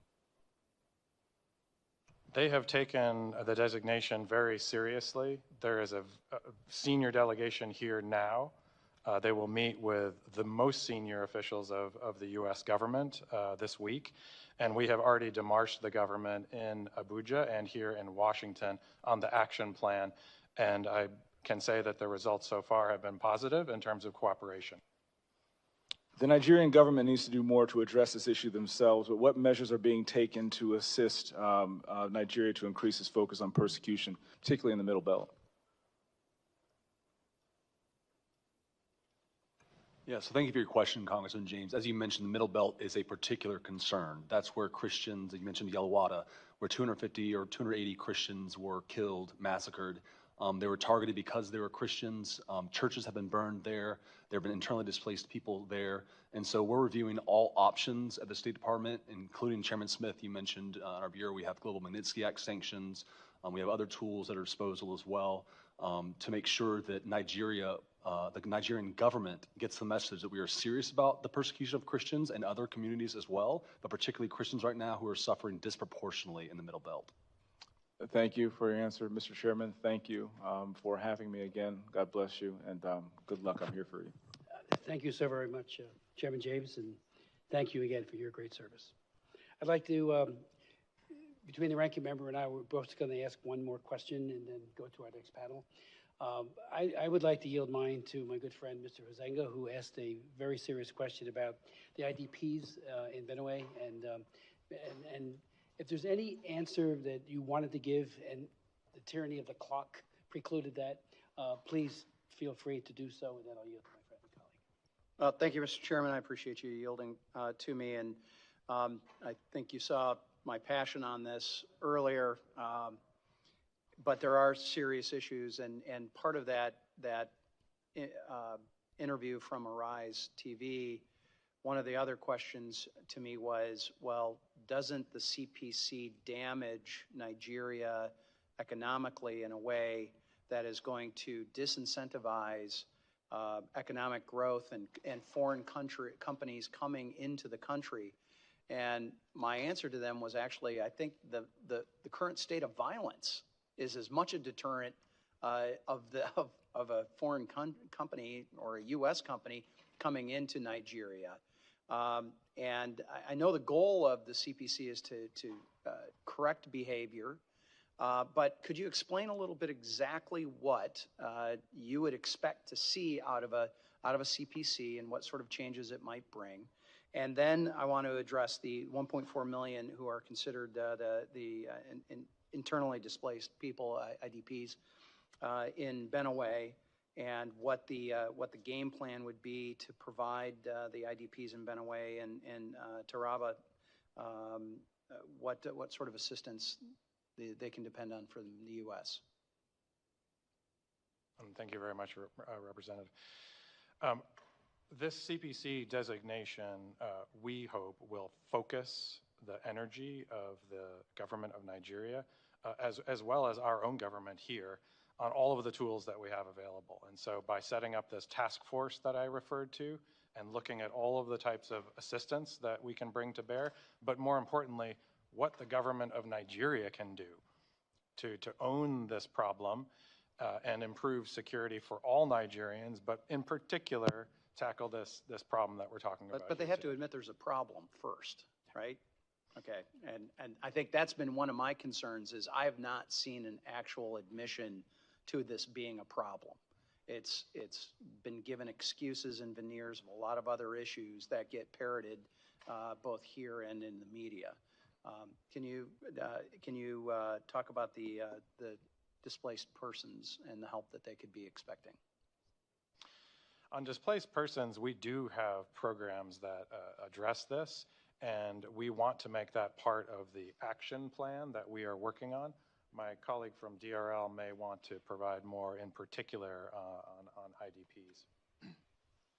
Sure. As Ambassador Pratt just mentioned, the State Department is reviewing options to help IDPs. You mentioned what actions we want to see from the Nigerian government. That includes, as we've mentioned here several times, prosecutions of perpetrators. Amen. That includes reduced violence in the Middle Belt. And that includes against all. Against right? all. Exactly. Christians, moderate Muslims, anybody who is not being targeted, right? Exactly right. So the Trump administration stands firmly for the principle that religious freedom is for all religious communities and those who don't practice a faith. It is a per se good, and we're committed to helping protect communities all around the world who are experiencing religious persecution, not just in Nigeria, not just Christians. At the end of the day, We want the number to be 0 in Nigeria. We don't want any religious persecution to happen. We don't want it to just be a reduction in violence. We want there to be 0 people who are murdered because of their faith. Amen to that. Corruption continues to undermine Nigeria's institutions, including those tasked with protecting civilians sometimes. I've heard from some of these instances and conversations I've had with religious leaders in Nigeria who don't feel that the Nigerian government is equipped to respond to the crisis. How does corruption within the security forces hinder the government's ability to prevent and respond effectively to religiously motivated violence? I mean, corruption is a major problem globally and in Africa and in Nigeria. I think that it erodes capability, right? It erodes the confidence of the forces, especially at the working level, if they see that their superiors are engaged in corruption. That totally undermines the whole enterprise. And I assume that that is part of State Department's and this administration's action plan that they want to see out of the Nigerian government. Absolutely. The Tinubu government is a crackdown on corruption. To be more effective, absolutely. All right, thank you. Time has expired. I appreciate the opportunity, Mr. Chairman. Thank you, gentlemen. Thank you very much. Mr. Jacobs. Thank you. I yield to Ms. Jayapal. Thank you so much, Ranking Member Jacobs, for yielding. I think this has actually been a good discussion on this committee and an important one around what strategy we use to eliminate violence against any community. And I think the issue for me is that if you define the problem as people being attacked only because of their religion, that would lead you to one set of solutions. If you define the problem as people being attacked for other reasons, it would lead you to a different set of conclusions and strategies. And I think, Ambassador Pratt, I resonated when you said we have lots of tools in the toolbox. One of those tools is just around the kind of assistance we give to efforts that are cross-faith, interfaith, cross-cultural, building the kinds of ties that we need to build. Because I think this is not a religious oppression Olympics. We're not trying to say one religion is worse oppressed than another. We're saying, how do we get to that ending point that we all agree on, that there shouldn't be violence against any of these communities? And so I guess I want to ask you about programming that specifically promotes interfaith or cross-cultural dialogue. The foreign assistance review that was conducted earlier this year actually this administration cut many of those types of programs, and there are suggestions that there's going to be even more cuts that focus on these kinds of programs. One of the ones I was looking at very carefully that I know is Nigerian Youth Care, and that's one that provided Nigerian youth with mentorship and training on how to bridge religious and cultural divides. Given the administration's concerns about religious conflict and some of the shared goals we've articulated, can you explain why that contract was canceled?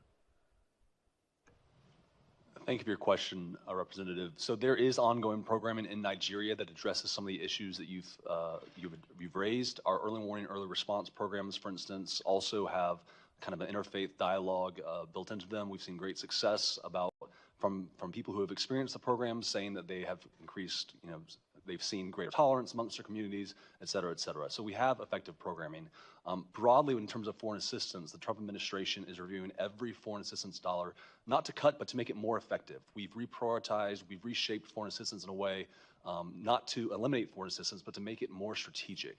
The United States has been the most generous partner around the world of any country for foreign assistance. Secretary Rubio has said we will continue to be the most generous country. So I'm happy to share some of the programming success we've seen and get back to you on those answers. I would appreciate that. And if you can look into this one in particular, and I might send you a few others, because I think that if you say that you're only going to focus on a particular kind of program and you say some of these things are not effective, my work overseas in all of these countries says that some of this work takes time to develop the kind of leadership that is not going to be divided down the road. And so it may not have the same metrics of success immediately that you see, but I think many of these programs really do prove to be extremely important in the long term. And so I just would like to know, what is the status of each of those U.S.-funded programs related to religious tolerance. If you could share a list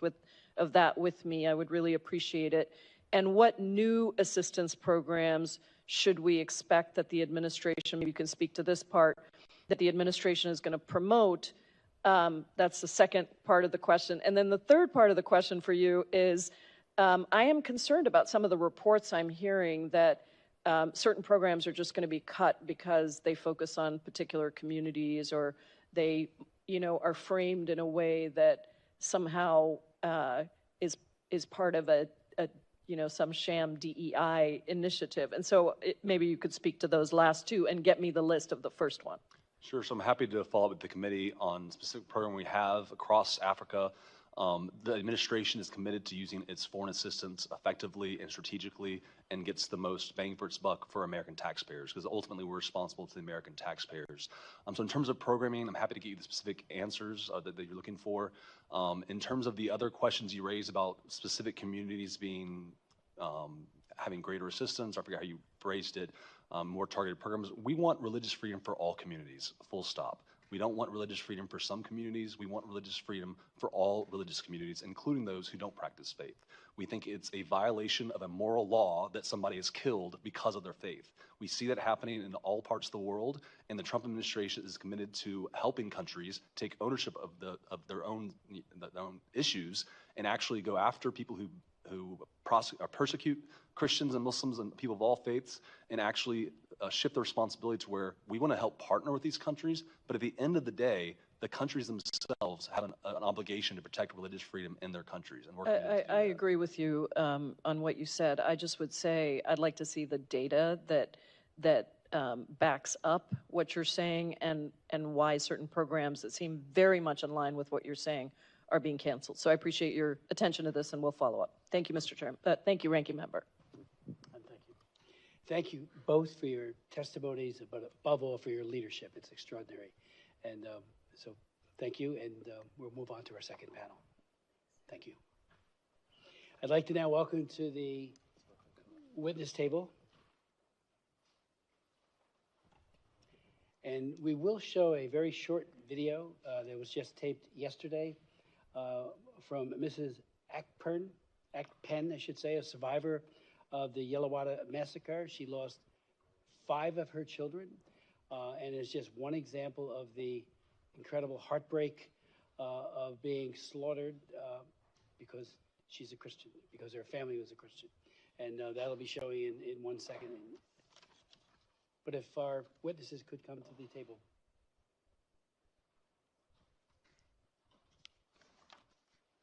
Put the video up.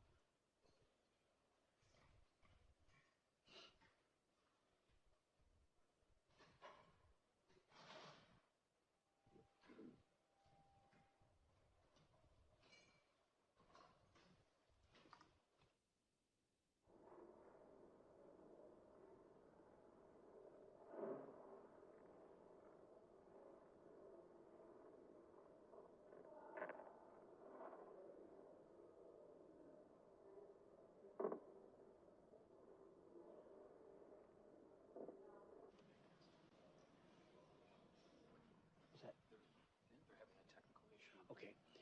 We'll come back to the video in a minute. Let me introduce our distinguished witnesses, beginning with Nina Shea, a senior fellow and director at the Center for Religious Freedom at the Hudson Institute. Ms. Shea has been a human rights lawyer for over 30 years. She works extensively for the advancement of individual religious freedom and other human rights in U.S. foreign policy as it confronts an ascendant Islamic extremism that we're seeing in Nigeria, for example. And I want to thank her for her leadership. She has testified before, and her wisdom has been greatly esteemed by this committee, and particularly by this chairman. We'll then hear from Oge Ananbugu, is that correct? Thank you. Who is director and senior fellow of the Africa Program and CSIS, and a foreign policy leader with 2 decades of experience shaping policy and engagement on Africa and U.S.-Africa relations. Most recently, she served as director of the Africa Program at the Wilson Center, where she led research and programs that centered African knowledge and agency in developing actionable strategies to address critical issues facing Africa and the U.S. Relations. I would like to yield now such time as she may consume, and then to you as well, to our witnesses. Nina.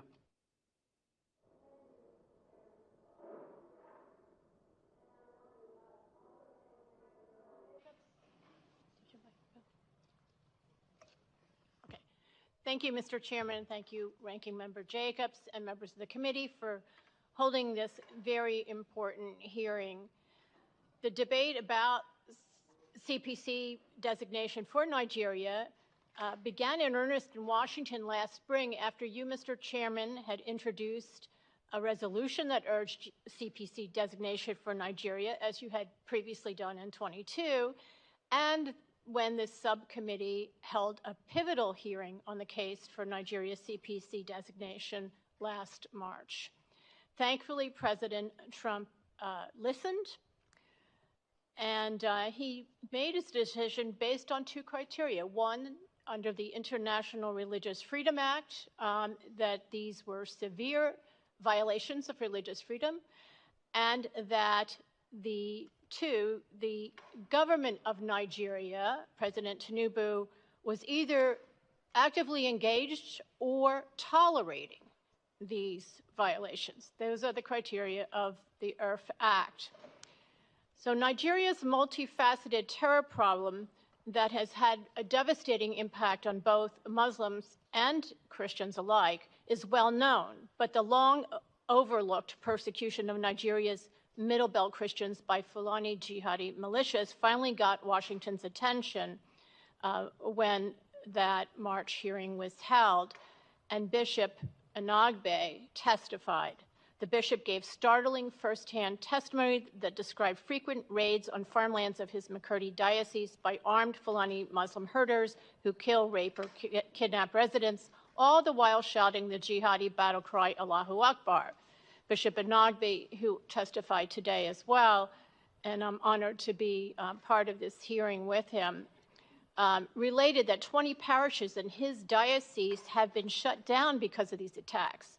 Moreover, he said Nigeria's government was doing nothing to stop this. I agreed in my testimony then that Nigeria should be designated a CPC precisely because the relentless and systematic Fulani attacks targeting Middle Belt Christians are carried out with complete government impunity. By contrast, the government is fighting the terror groups in the north. So this is really key to understanding why CPC is warranted in this case. The bishop's frank testimony required heroic courage. He soon began receiving death threats. A few weeks later, Fulani militants attacked his home village and massacred 12 of his relatives and scores of others. The priest directing his Justice and Peace Office, who took the body counts and came to the aid of survivors in such attacks, has been forced to take temporary leave after credible threats to his life.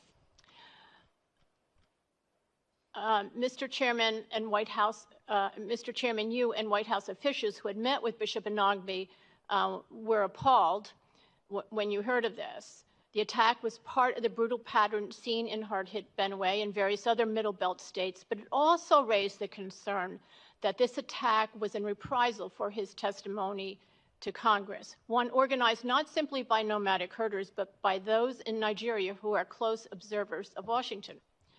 2 weeks after that incident, Yelawada, which is, by the way, only 5 miles from the state capital of Makurdi, that's Benue State, was hit by a large Fulani raid.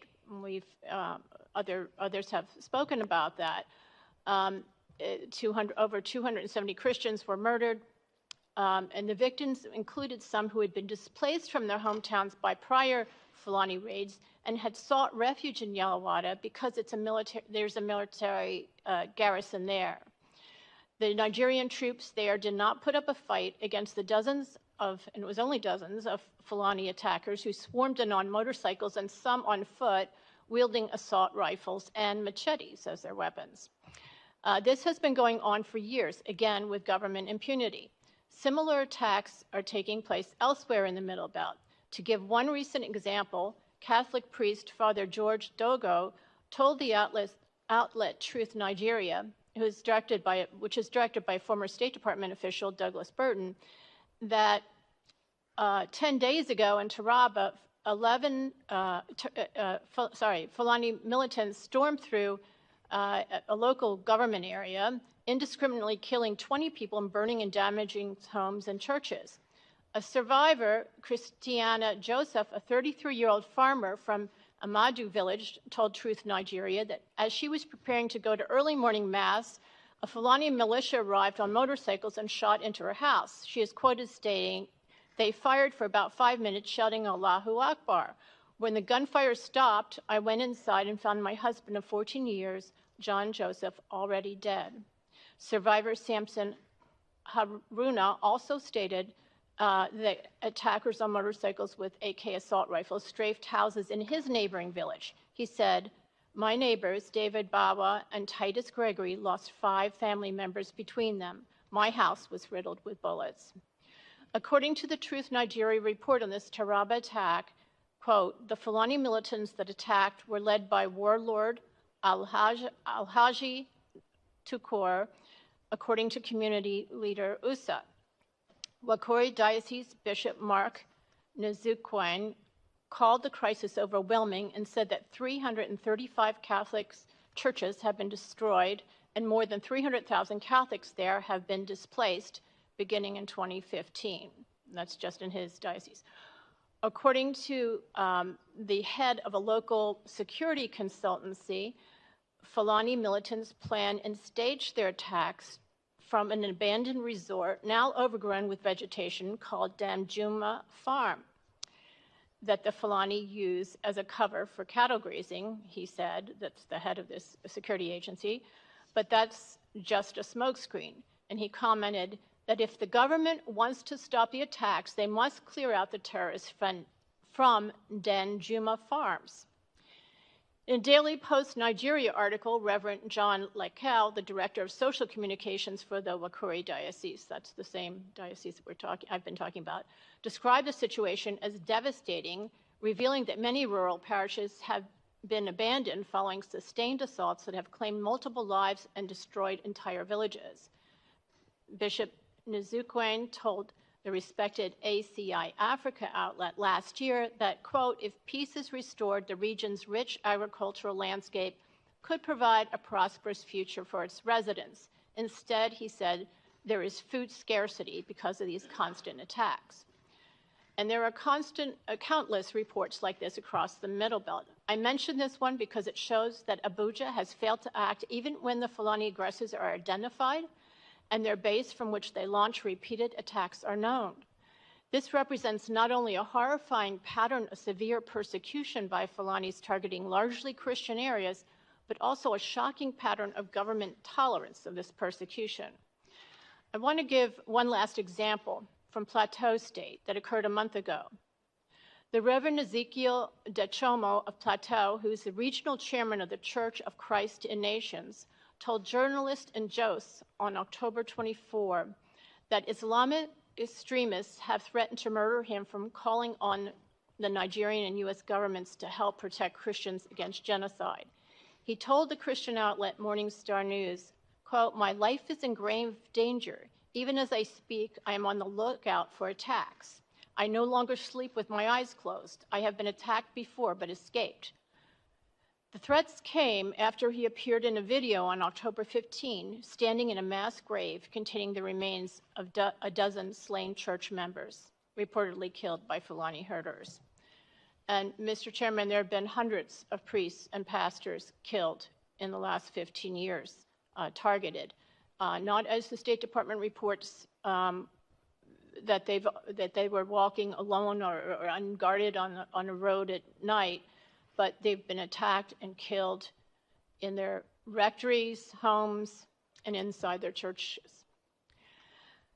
As the Nigeria government issues denials and watches passively, with no Fulanis prosecuted and no Nigerian forces prepared to defend the vulnerable, the Christian death toll from Fulani militia attacks alone, leaving aside the terror attacks from Boko Haram and ISWAP and the others, is in the thousands, and Christian survivors in displacement camps number in the millions. The respected research group Open Doors cites Nigeria as now the world's most dangerous country for Christians because of their religion. Again, at this time, most Nigerian Christians are being murdered by Fulani militias, and they are the militia's special target. Aid to the Church in Need reported last month, quote, and this is a Pontifical Foundation that says this, Nigerian Christians in the Middle Belt are bearing the brunt of violent attacks from those identified as Fulani militants. Some insist that the violent aggression by the Fulani herders against the Christian farmers on their own land is the unavoidable result of climate change. The State Department Religious Freedom Reports have annually described these indiscriminate mass killings as clashes between two socioeconomic groups who fight over scarce resources brought on by climate change. Religion has nothing to do with it, they claim. This justification of Fulani violence has recently shifted. Now it is generally acknowledged that Christians are being murdered in cold blood, but it is being argued that more Muslims are killed in the violence, and this proves it has nothing to do with religion, they say. This argument is not factual, and it is irrelevant for CPC. The premise that more Muslims than Christians are killed is debatable, as the scholarly Observatory for Religious Freedom in Africa documents. In any case, most Nigerian Muslims live in the north, where Boko Haram and a plethora of ISIS and al-Qaeda-linked Islamic terrorist groups attack them and non-Muslims alike, and this violence, too, is religiously based. However, significant for CPC criteria, the Nigerian military is actively fighting those terror groups in the north. By contrast, in the Middle Belt, where most of the Christians are being killed in recent years, and where Christians are the special target of Fulani herder militias, the government isn't lifting a finger against the Fulani militants. Instead, it is tolerating them and denying it is happening. I have also heard about sporadic Christian attacks on Muslim villages. To the extent that the government is not taking action in those cases, that is further reason for CPC designation. Political momentum to list Nigeria among the world's worst persecutors gained throughout October as the annual CPC review neared the year-end deadline, and reports of massacres kept coming. On October 21, the Pontifical Foundation, Aid to the Church in Need, issued its world survey that reported, quote, the number and ferocity of the attacks on Christian villages in the Middle Belt have led some experts to conclude that these incursions are a deliberate land grab to remove Christians and Islamize the region, end quote. Various high-level White House officials in the State Department were also hearing from groups of religious freedom activists on Nigeria. Later that week, President Trump made the CPC designation. For the first time, the issue of Fulani militias targeting Christians for mass murder received official U.S. acknowledgement when Secretary Rubio addressed this. This, in turn, got the attention of Nigeria's President Tinubu, who said he is willing to work with the U.S. Until now, he has not shown the political will to stop this Fulani violence. CPC, as you know, is a two-step process. The next step in this process requires the President to adopt a policy response. And we heard today from the State Department about what is being considered. And there are several actions that I also endorse. One is to, it's been raised before by Representative Moore, and it's my first recommendation, disarm Fulani herders. These militias are loosely organized. They don't have explosives or drones, don't use tunnels, suicide vests, or propaganda films. They are an unsophisticated, but nevertheless lethal force because they come armed with AK-47s and 49s, while their targets have only homemade pipe bombs to defend, pipe guns to defend themselves with. Assault rifles, such as those used by the Fulanis, are heavily regulated by Nigeria's Firearms Act and illegal for the targeted Christian farming villages. The act specifically only allows homemade what are called Dane guns, cap guns, and another muzzle-loading guns. The act thus outlaws the firearms that would match the assault rifle firepower of Fulani militias and leaves the peaceful Christian communities essentially defenseless. President Tinubu should order the removal of Fulani heavy weapons, raiding their encampments at Dan Juma Farm in Taraba and other places in the process. He should direct the powerful cattle breeders associations, such as the Mayeti Allah Cattle Breeders Association, to cooperate in doing this. 2, fortifying targeted areas. So U.S. foreign aid in Nigeria in recent years has amounted to about $1 billion annually. Areas targeted by these Fulani militias should receive some of this aid to securely return home and reclaim their properties, rebuild, and defend themselves. For example, this aid could go toward intelligence sharing, the training and equipping of local private security guards, as well as other measures. Again, the Fulani militias are not the formidable foes seen in ISIS and al-Qaeda, and their attacks could be prevented relatively easily, prevented and defended against by these basic measures. Humanitarian aid is important, and this should be for the victims of Fulani herder militia attacks, and this should be distributed through trusted local providers, including through the churches on the ground that are currently one of the main aid providers to the survivors of these attacks. And it's just, again, tragic and ironic that productive farmers now need food aid since they have been driven from their Middle Belt farms. 4, sanctions against those aiding, abetting, and granting impunity to the Fulani herding militias, including those sanctions should include high-level officials in the criminal justice system and the military. The U.S. should gather intelligence regarding official responses to the Fulani herder militias and review possible visa and Magnitsky sanctions for those aiding and abetting. The Fulani warlords' names are known or knowable. Out of all the, I think it's important to understand that out of all the violent attacks by Fulani herder militias, there have been only a few arrests. One involved the prosecution of a Fulani herder who was convicted of destroying melons at a melon company who received a 10-year sentence. It shows the government can get tough when it wants to. And 2 high-profile legal cases of violent attacks on Christians have seen movement in recent months. One concerns the Catholic Church of St. Francis in Ondo, where terrorists killed some 40 worshipers on Pentecost Sunday in 2022. Depositions are being taken in that case. Ondo's bishop recently told me, but the trial has not yet started. It's important to note that's not in the Middle Belt, it's in the South. The 5 suspects being held are said to be part of the East African Shabab terror group and are not members of the Fulani herder militia. The other case involves the Yelawada massacre itself, where charges are have been filed against 5 Fulani herders in September, in an extremely rare example of prosecution that I believe is attributable to the pressure raised by the CPC debate in Washington. Finally, the International Religious Freedom Act suggests as a possible policy response to CPC designation a binding agreement with the country to prevent further violence. So I think that that is something that should be considered as well.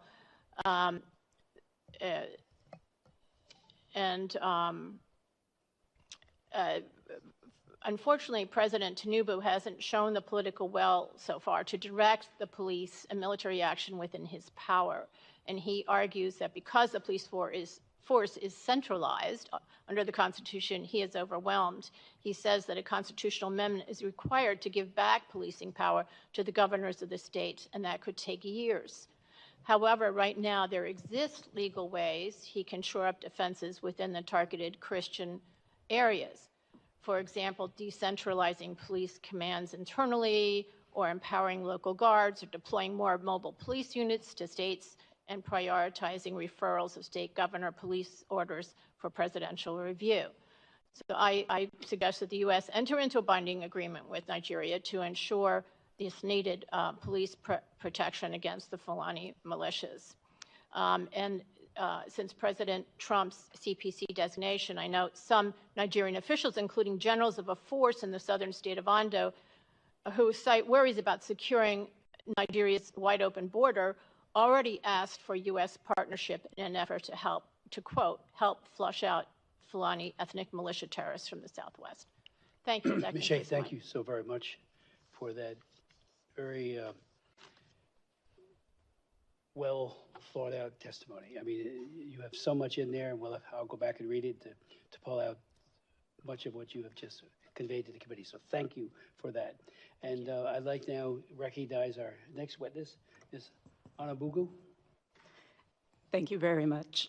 Chairman Smith, Ranking Member Jacobs, distinguished members of the committee, I'm honored to share my views before this committee today.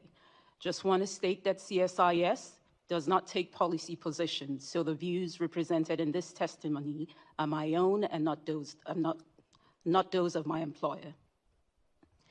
In this testimony, I would like to reinforce the recommendations that I made before this committee in March.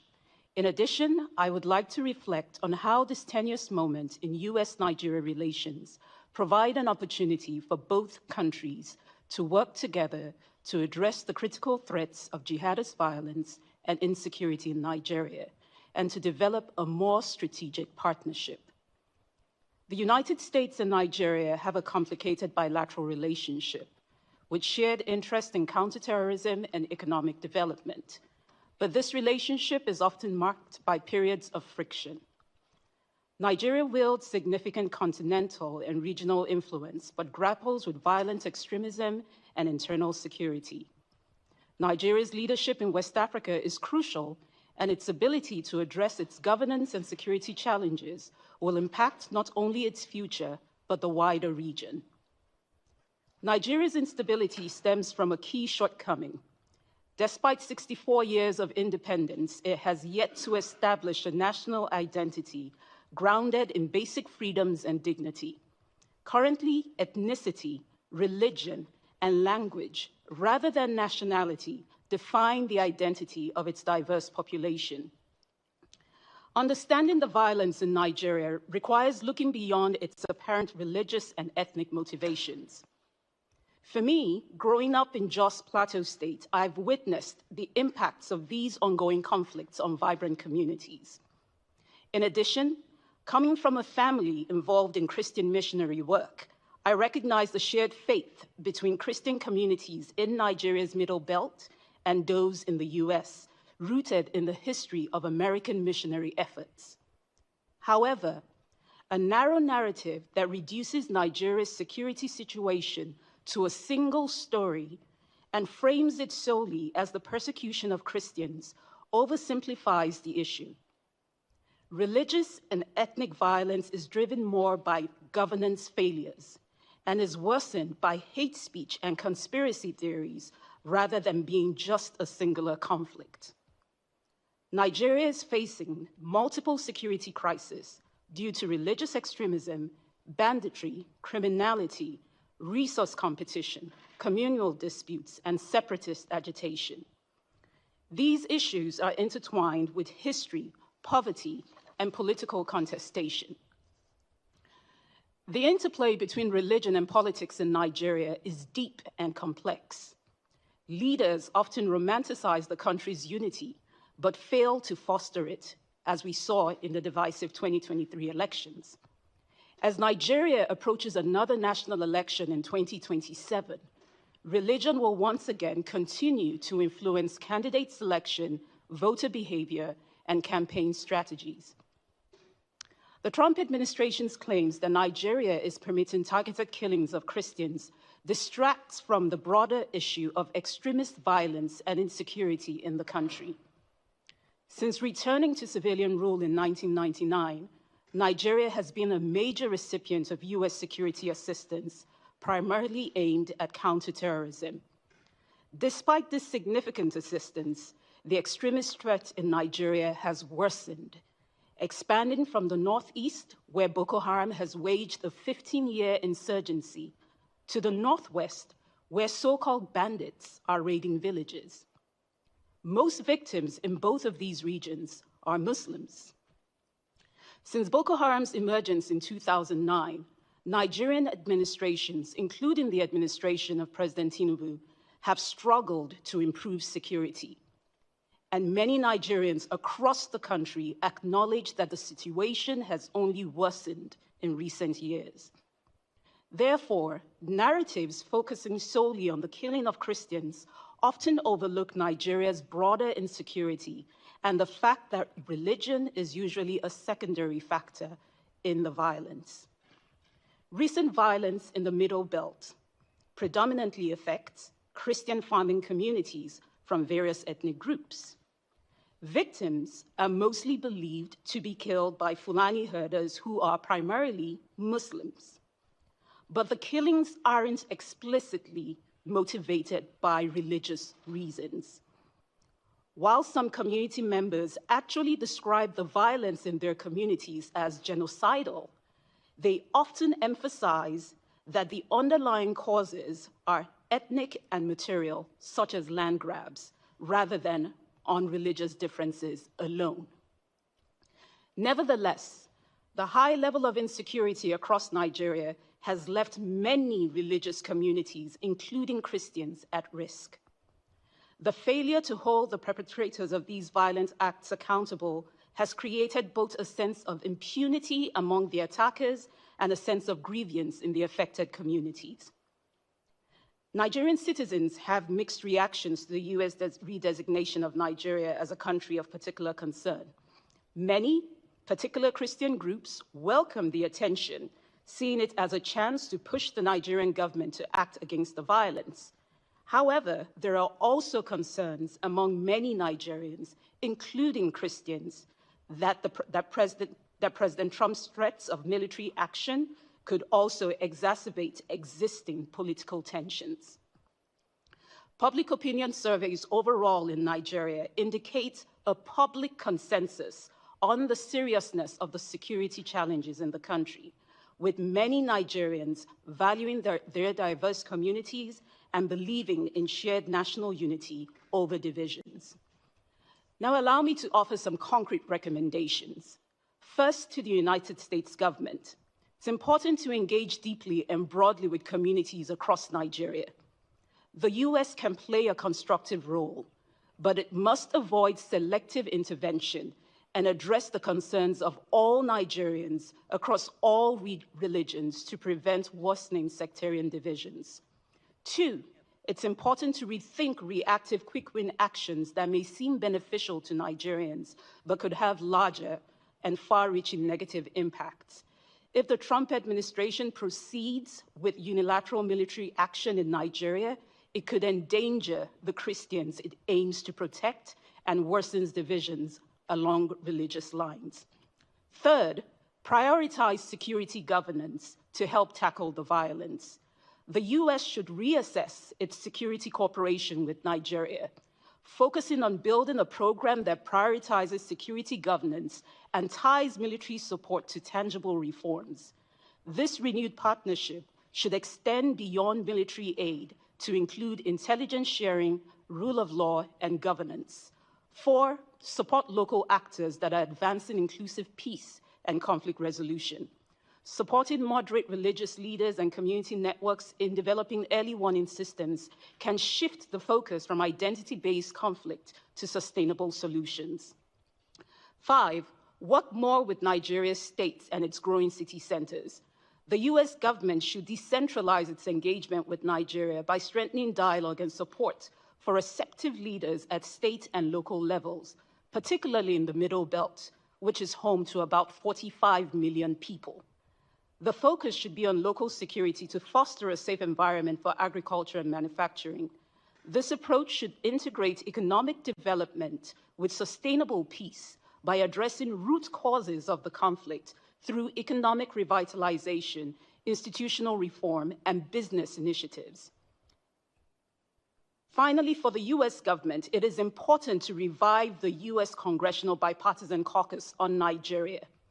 The US relationship with Nigeria is a key strategic partnership in Africa. An active bipartisan congressional caucus will highlight this importance, foster discussions, and provide a platform for diverse perspectives to better inform legislative responses on various issues. Now, recommendations for the Nigerian government. It is important to appoint a Nigerian ambassador to the United States to improve its international engagement and manage narratives about its security realities, It's critical for President Tinubu to appoint a capable Nigerian ambassador to the US, as I also recommended in my testimony in March. Second, the Nigerian government needs to make accountability of both perpetrators and of the authorities central to the response. Nigerian citizens need justice, as criminality in the Middle Belt has increased due to impunity. The narrative of Christian genocide has gained traction because of years of mass killings without accountability, leaving many faith communities feeling abandoned. Third, Nigerian government needs to get serious about police reform. Nigeria's single federalized police force struggles to address the country's complex security challenges. The Tinubu administration needs to accelerate initiatives to improve citizen security, including the recruitment of 30,000 new police personnel he approved in June. The military in Nigeria is overextended. Many of them are handling duties that should be handled by the police. And it's essential to think about how the country reassigns police officers that are currently providing personal security to wealthy elites to focus more on the serious crimes. Next, coordinate federal and state action and messaging. Effective coordination so desperately needed among Nigeria's federal and state governments is often undermined by finger pointing, and this must stop. Finally, for the Nigerian government, it's important to start laying the groundwork for peaceful elections in 2027. Nigeria must address the use of religion as a trigger for electoral violence. The new leadership in its election commission presents a chance to restore public trust in the electoral system, promote responsible political behavior, and strengthen security and judicial processes. The violence in Nigeria has resulted in significant loss of life. However, addressing the country's complex security issues solely in religious terms and focusing on one group of victims is counterproductive. A fresh approach is needed both for Nigeria and the United States. Nigeria must tackle its institutional weaknesses in security, justice, and conflict prevention to effectively end the violence and hold perpetrators accountable. The US should engage in open dialogue and cooperation, fostering a better understanding of Nigeria's complexities. Both countries can leverage current diplomatic tensions to strengthen their bilateral relationship and collaboratively address the wider threats of jihadist violence in Nigeria and the surrounding West Africa and Sahel region, as both nations have vital interests at stake. Thank you again for inviting me to testify, and I welcome your questions. Thank you so very much for your testimony. We do have a video I'd like to show. This is of Mrs. Akpen, a survivor of the Yelwada massacre. She lost 5 of her children. The baby in her hands is her one remaining child, but she and so many others who were slaughtered that day, her family. We hear from them, we hear from her, the priest in the picture, that the horror is, the PTSD from that is just unthinkable. And so I just want to, it's a very short but very powerful video. Good afternoon, good evening. It depends on where you're watching us from.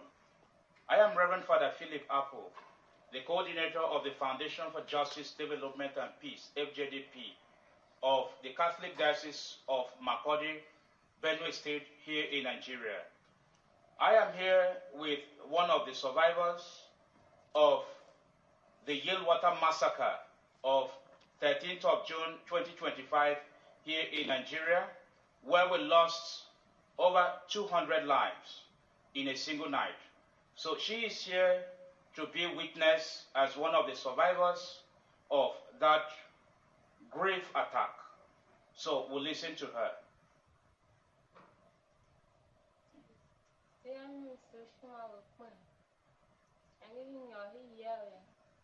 That her name is Nsoshima Akpen.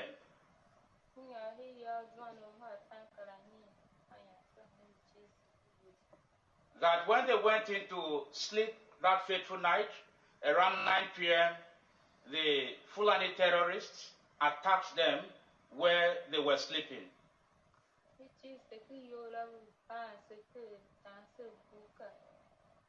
That they were locked inside the camp at Yilwata, and they were butchering them with cutlasses and shooting guns as well.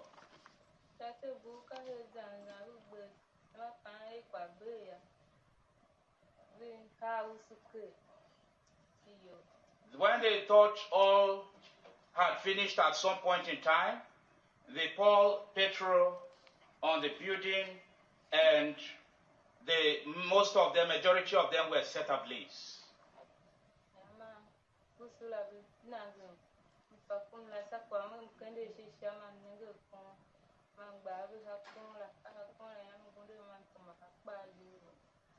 That in the course of this action, she saw a tree up when she lifted up her eyes, and she raised her head on the tree, climbed up where she was able to hit herself.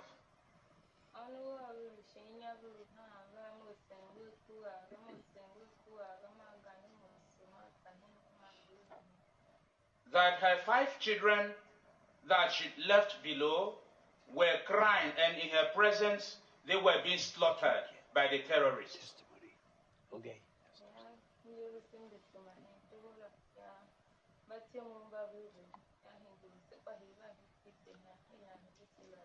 That she ran out into the bush at some point, and those who came for rescue would now bring her out of that place at some point, and she was able to witness the whole drama.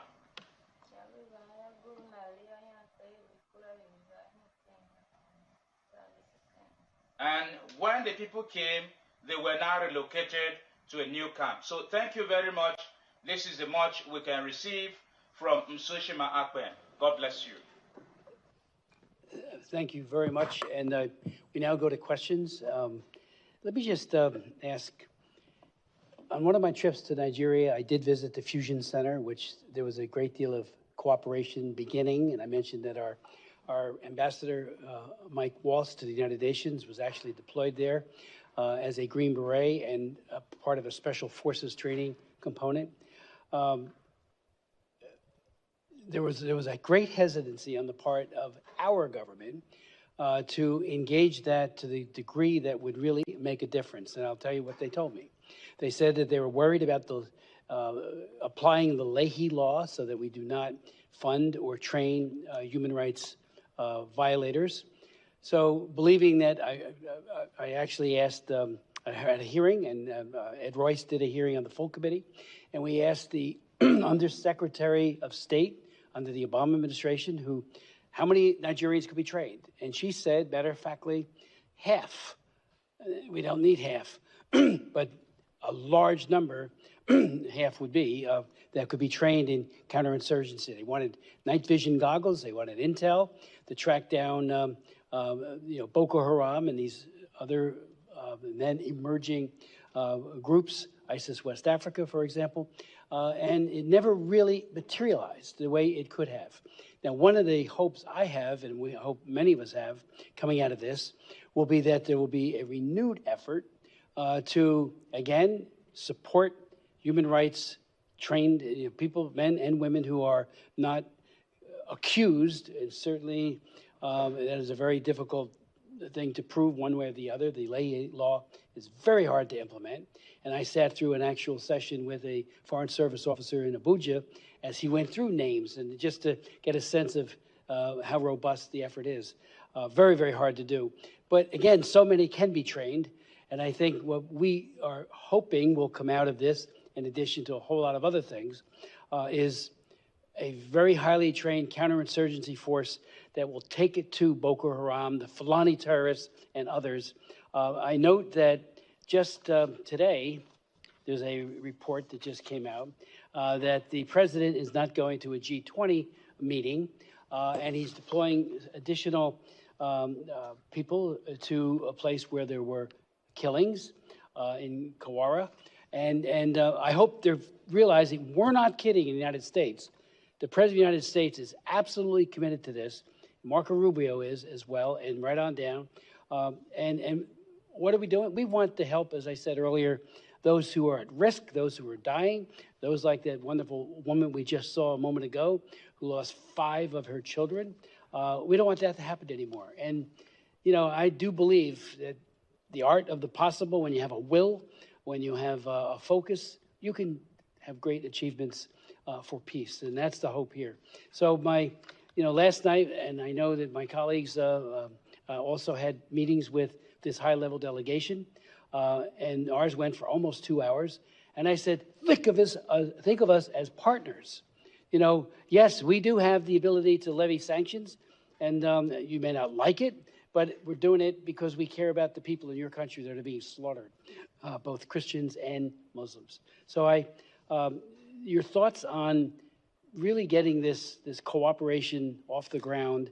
When I was there, I talked to a lot of people, and I followed up once I got here, and they had all these recommendations. Only a few, if any, were ever carried forward with, and that's unfortunate. Some were, but I think a top-to-bottom review of what can be done, what does it take, and then meanwhile, on the humanitarian side, and we asked this last night, and Mr. Rosenga asked this as well of our 2 witnesses from the administration. You know, the government really needs to do more for its IDPs. It has not, but we want to be helpful there too.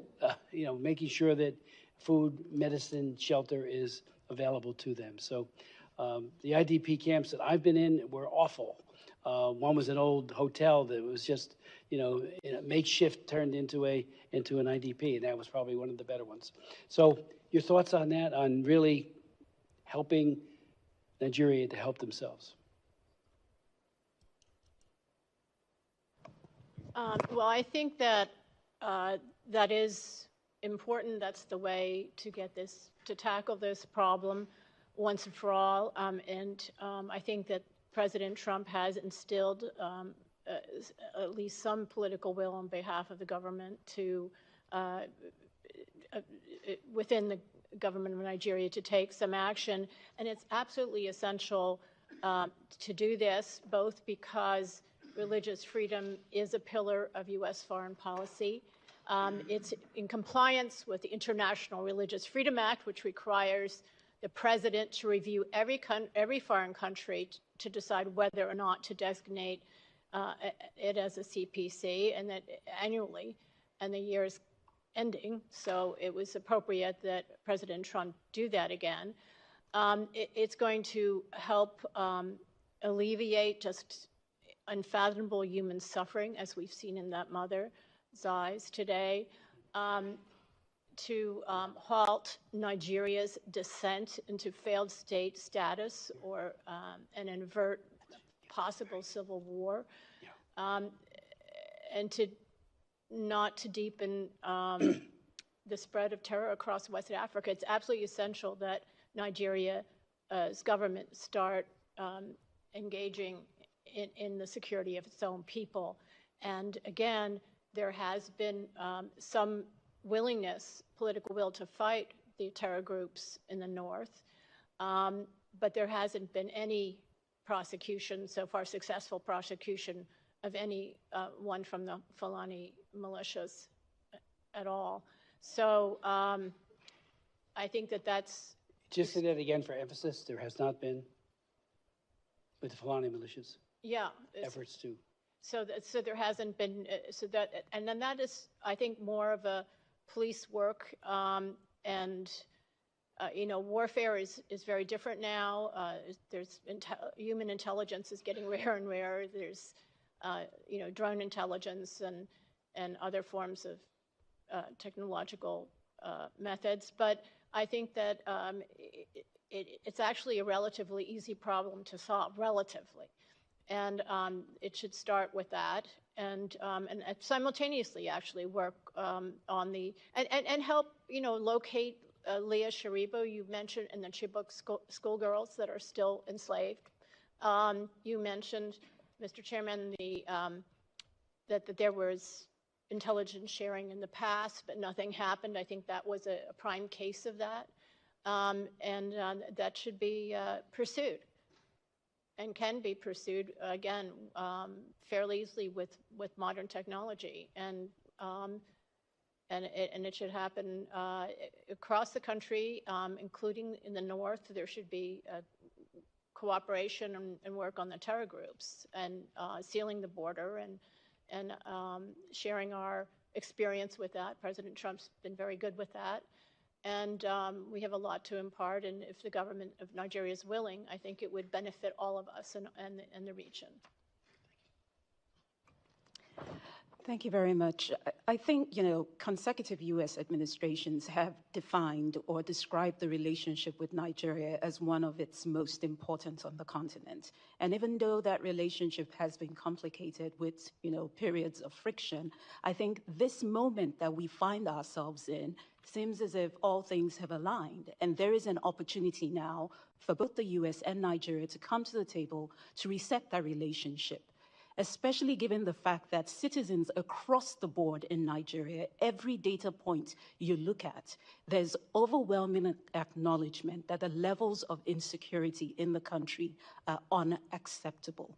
I think the fact that we have this coming from Nigerian citizens provides the opportunity to have real serious conversation based on concrete benchmarks for progress. The mistake that would be made is if it is seen as being a selective intervention favoring one group over the other. So there is an opportunity for Nigeria and the US to reset its relationship, one that would really be based on listening to the Nigerian people. And Nigerians are saying levels of insecurity are very high. How do we address it? So this opportunity now provides leverage to the US, working with the Nigerian government to actually show some very clear progress. Okay, thank you very much. I would point out, and this is worth noting, because I was always perplexed with Secretary Blinken, and I asked him at hearings just like this, why he withdrew CPC, and I never got a good answer. But when we were doing the International Religious Freedom Act of 1998, I held all the hearings, most of them in this room. And John Shattuck, who was the Assistant Secretary for Democracy, Human Rights, and Labor, testified against it for the Clinton administration. On the record, I have all the records, you can go look at it. He said it would create a hierarchy of human rights, which is nonsense. And I even, in my response to him at one of the hearings, was to say, okay, I was all for combating apartheid, which was not a very popular thing within my party in the very beginning of the Reagan administration, and I was all for it. Did that take away any other human rights work we were doing? It was not in lieu of, it was in addition to what we were doing in any other area of human rights work. And I said the same thing about religious freedom. It is a pillar of our Constitution. It's a pillar of our, it's really a universally recognized human right. But they said it would set. 1 year later, I had a hearing on, did it do that? And I had the the Ambassador at Large for Religious Freedom testify, because they were all saying, Shattuck especially, it would make everything worse on religious freedom. And the word back was, even after 1 year, it was seriously advancing religious freedom. Ditto on trafficking. I was told by Harold Coe, the Assistant Secretary for Democracy, Human Rights, and Labor, right from where we're sitting right now, that most of what was in my Trafficking Victims Protection Act of 2000 would be counterproductive. We don't need a tip office. We don't need all of the dozens of new programs that were unleashed by that law. And it was a bipartisan law. Sam Gajenson, who sat right here with me, it was my bill, but he was our principal co-sponsor, and we really worked together to get it passed. And he was from Connecticut. And again, as we went over year and after that, it was like, yeah, it really did help. But it was stopped in its tracks had we listened to that argument. Blinken was a part of that on the religious freedom back then. And I always felt, I could be wrong, that there was a sense that the Religious Freedom Act was not something he was terribly enamored of. So it was very easy to get rid of the CPC status for him, because he did not give a good answer when asked directly by me, and I wasn't the only one, where you sit, Nina, why? What's the why of it? And at one point he told the appropriators that there's none of this has anything to do with religious freedom, in terms of the violence. Really, it just doesn't pass a straight face test. So that's, in my humble opinion, one of the reasons why we had such Again, I remind everybody, it was Clinton who signed the International Religious Freedom Act. And we didn't know if he was going to do it. At the very end, we did have veto-proof majorities to overcome a veto. But that said, he did sign it. I'm forever grateful for that. Ms. Jacobs. Thank you, Mr. Chairman. Ms. Anagbe, thank you for testifying again before the committee today. As you know, President Trump, in his November 1st Truth Social post on Nigeria, threatened to deploy the U.S. military guns blazing into Nigeria to completely wipe out the Islamic terrorists there, stating that if we attack, it will be fast, vicious, and sweet. All of those are quotes. Do you believe unilateral U.S. military strikes in Nigeria would make the situation more or less safe for Nigerian citizens? I believe it will make it less safe. Can you elaborate on why? Because all the data points show us that Nigerians value diverse societies. But even as they value diverse societies, there are also experiences where overwhelmingly there are low levels of trust.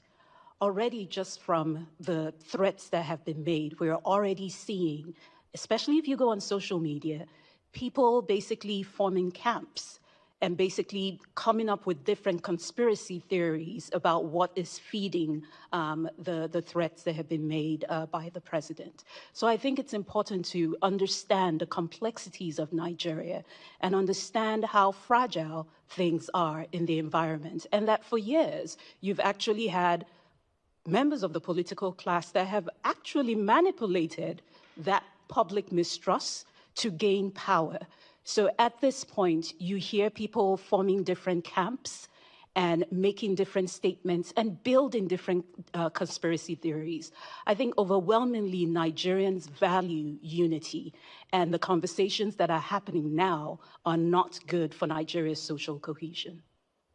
Thank you. And I do want to dig a little bit more into that because it's not just the actual military strikes that would cause problems, but we've actually already seen that even just these threats and rhetoric have had immediate consequences. I've personally heard anecdotes of this happening already in Nigeria. You mentioned it in your opening statement that this was a risk. Could you expand on this and explain how inflammatory rhetoric can make tensions within communities even worse and actually lead to the very violence and targeting that this administration says it's trying to counter? So as I mentioned, because of the low levels of trust that we see in communities, all we have to do is date back to several conflicts that have occurred over time in different parts of Nigeria.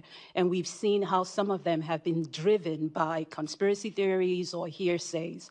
And in many ways, rhetoric like this could actually be detrimental because it moves us farther away from finding a real solution to the problem.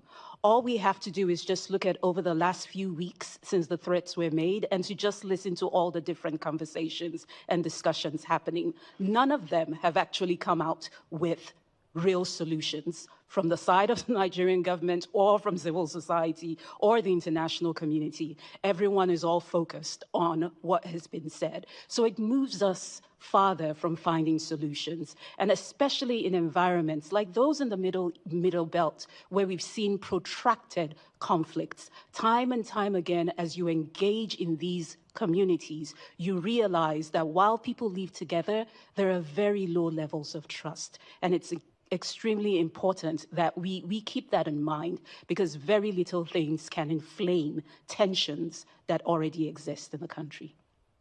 Thank you. You've talked a lot about this deficit of trust, lack of trust, about the sort of crisis of governance in Nigeria. How should Nigeria fix this problem, and how should the United States work with Nigeria to address it? Like, what would you advocate as the type of diplomatic actions and U.S. investments that would make sense here? I think most importantly, for this situation, Nigeria needs to take the lead and literally summon the utmost political will in this regard. As I mentioned in my testimony, a lot of these narratives have continued because people, Nigerians are not getting the justice that they deserve. And unfortunately, it's breeding an environment where there's a sense of impunity, where those who carry out attacks, regardless of what religion they come from, they feel they can continue those attacks. And then the communities, there's a sense of grievance where at the end of the day, if they feel that the government isn't coming to their aid, they come up with their own narratives.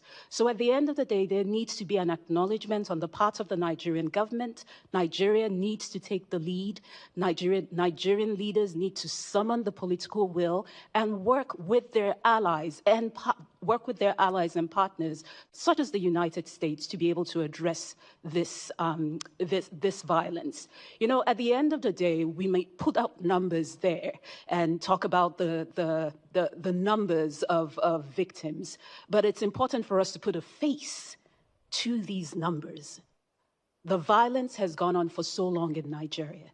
So Nigeria needs to take the lead, work in partnership with allies such as the US, and there is a moment here, there is an opportunity here for folks to come to the table to really find a sustainable solution to this problem.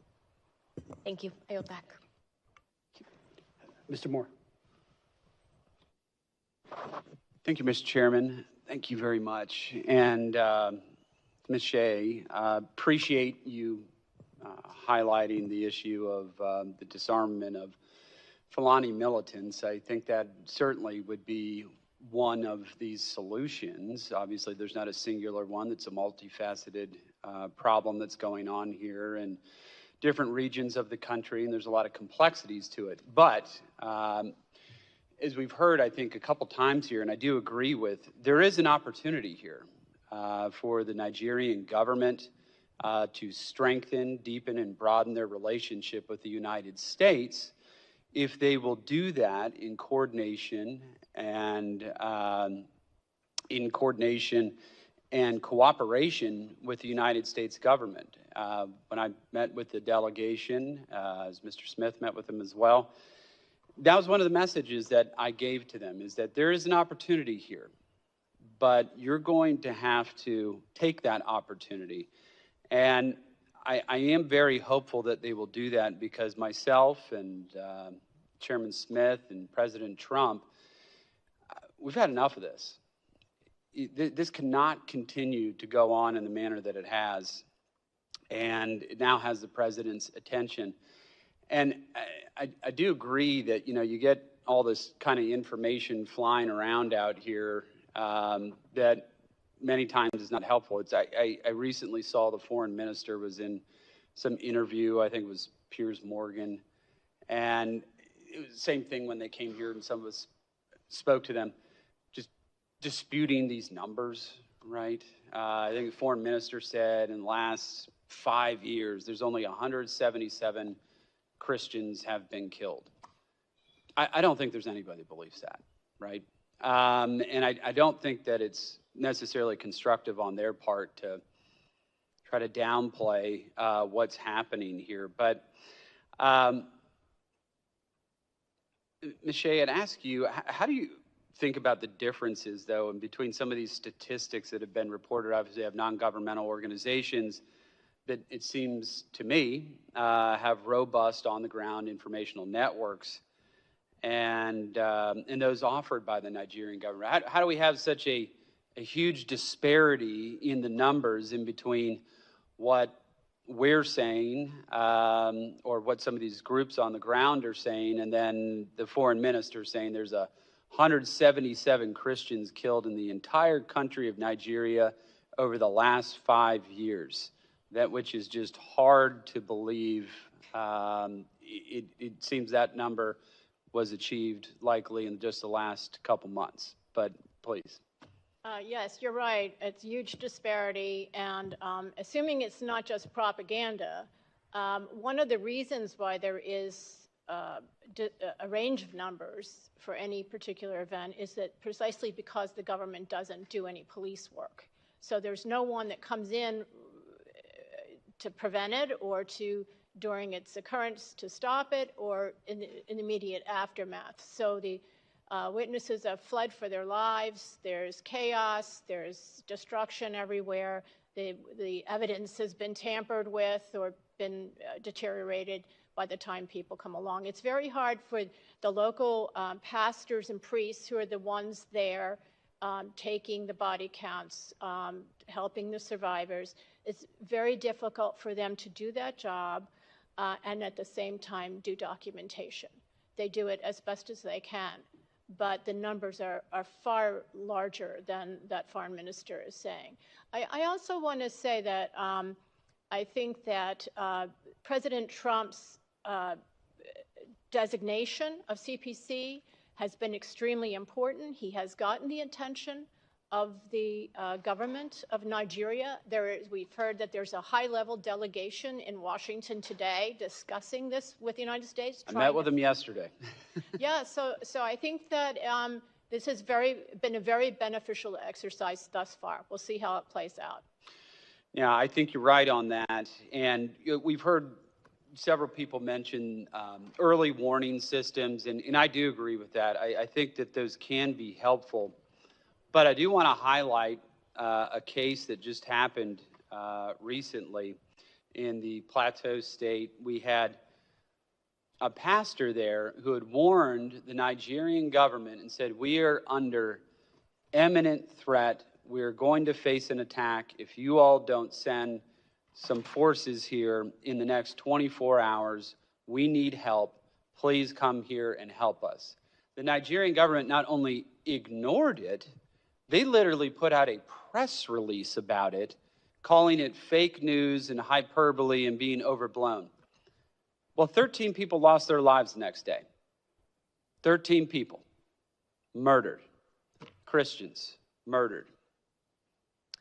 I don't know how much an early warning system is going to work if people aren't listening to warnings that are literally over the phone. I'm not sure. So I'd say to the Nigerian government, you're going to have to, and we keep using the term, prioritize this because it's certainly a priority for President Trump. And I think many of us on this panel here today on this dais. But I just wanted to highlight that because that is the type of behavior that has to change, because, and to your point of people not trusting the government, how can you trust a government that doesn't even show up when you ask them to? How are you supposed to trust your life with something like that? You can't. Obviously, you can't. And I think that's why it's incumbent upon the Nigerian government to work with us in coordination and cooperation to address these issues. Obviously, there's going to be some type of bifurcated approach to this. The Fulani Islamic militant issue in the middle belt of the country is distinctly different from what you face with Boko Haram and ISIS in the northeast of the country, and that's probably more of a question of kinetic military options rather than some of the other things that maybe State Department could do more in the middle belt, backed up by some of those same type of at least military deterrence options in that part of the country. But I think it does need to be a kind of whole government approach to this, but we have to have the Nigerian government as a willing partner in all of this, because the president is, as Chairman Smith just said, extremely serious about this. I'm extremely serious about this. I stay up at night.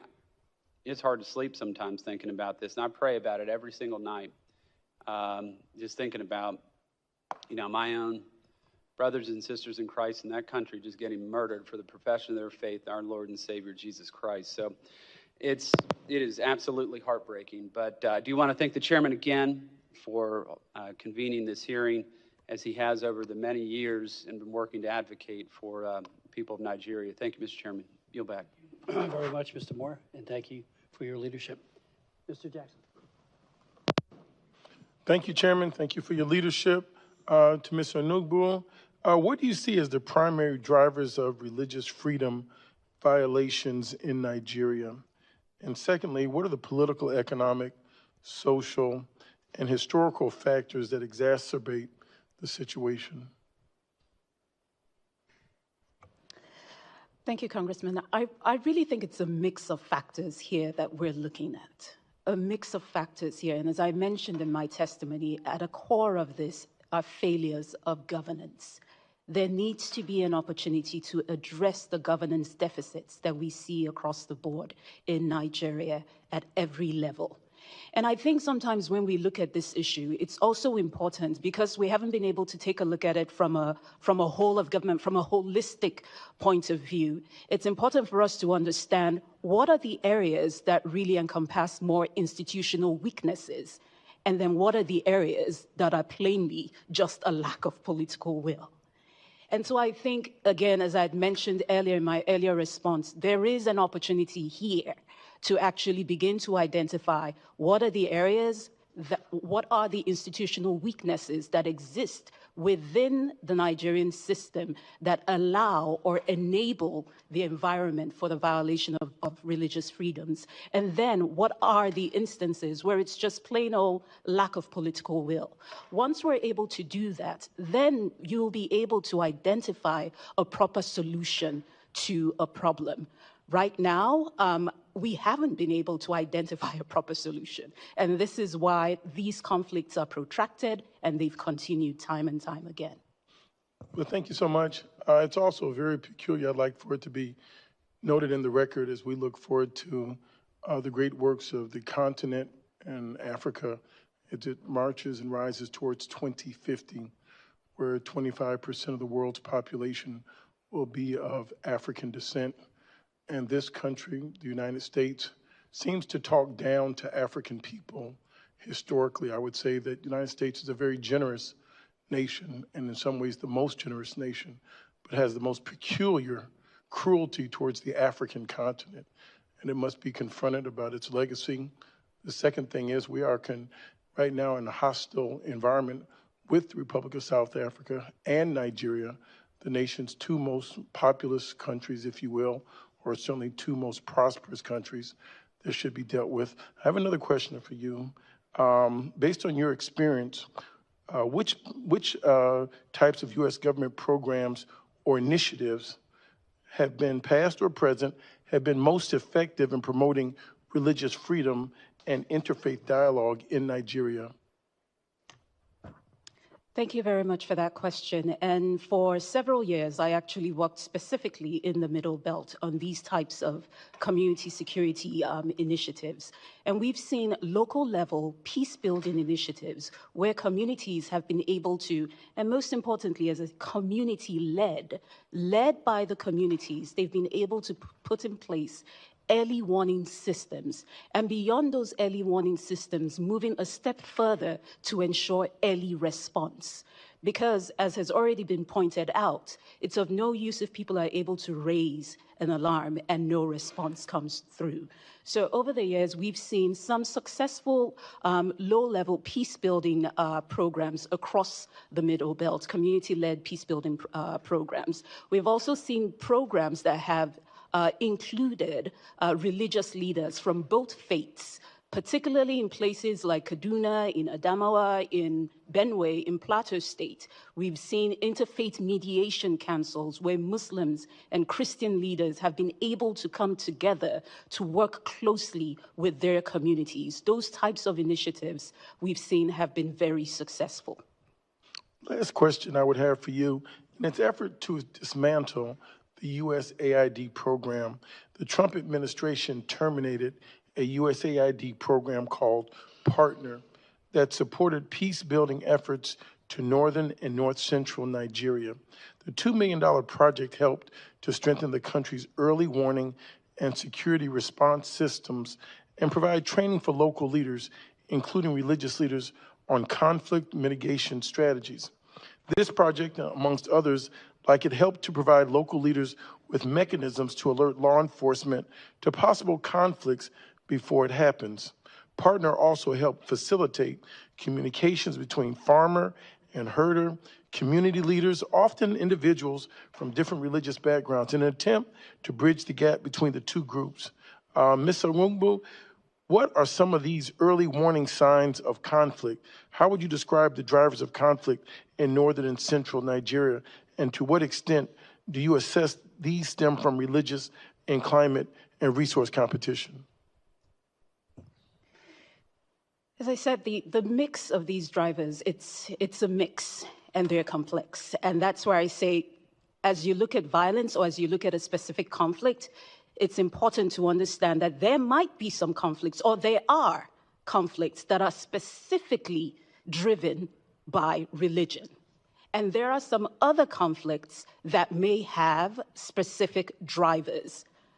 Where the challenge is now, or where the problem is when everything is lumped in together. You know, working for several years in the Middle Belt, when a conflict breaks out and people say, oh, it's a farmer-headed conflict, it's a farmer-headed conflict. Now, every type of conflict in the Middle Belt becomes a farmer-headed conflict. But we need to take the time and take the step to actually identify which of these conflicts are driven specifically because of disputes between farmers and herders, which of these conflicts are just plain old criminality, as some of them are, and then which of those conflicts are actually driven because people might be targeted because of their faith. And I think this is where we miss the point when we do not acknowledge the complexities within Nigeria, when we use a single story to define the conflict. This is why we've not been able to find viable solutions. If we go back, and I believe Ms. Shen, in the previous panel, we spoke about the Chibok girls. This was an incident that happened in 2014. And just a week ago, we saw another group of school children kidnapped from their schools. Since 2014 till today, we've seen 6 different incidents of kidnapping. And we've had discussions on each and every one of them. But we've not been able to identify a viable solution because we tend to oversimplify and we tend to generalize what the problems are.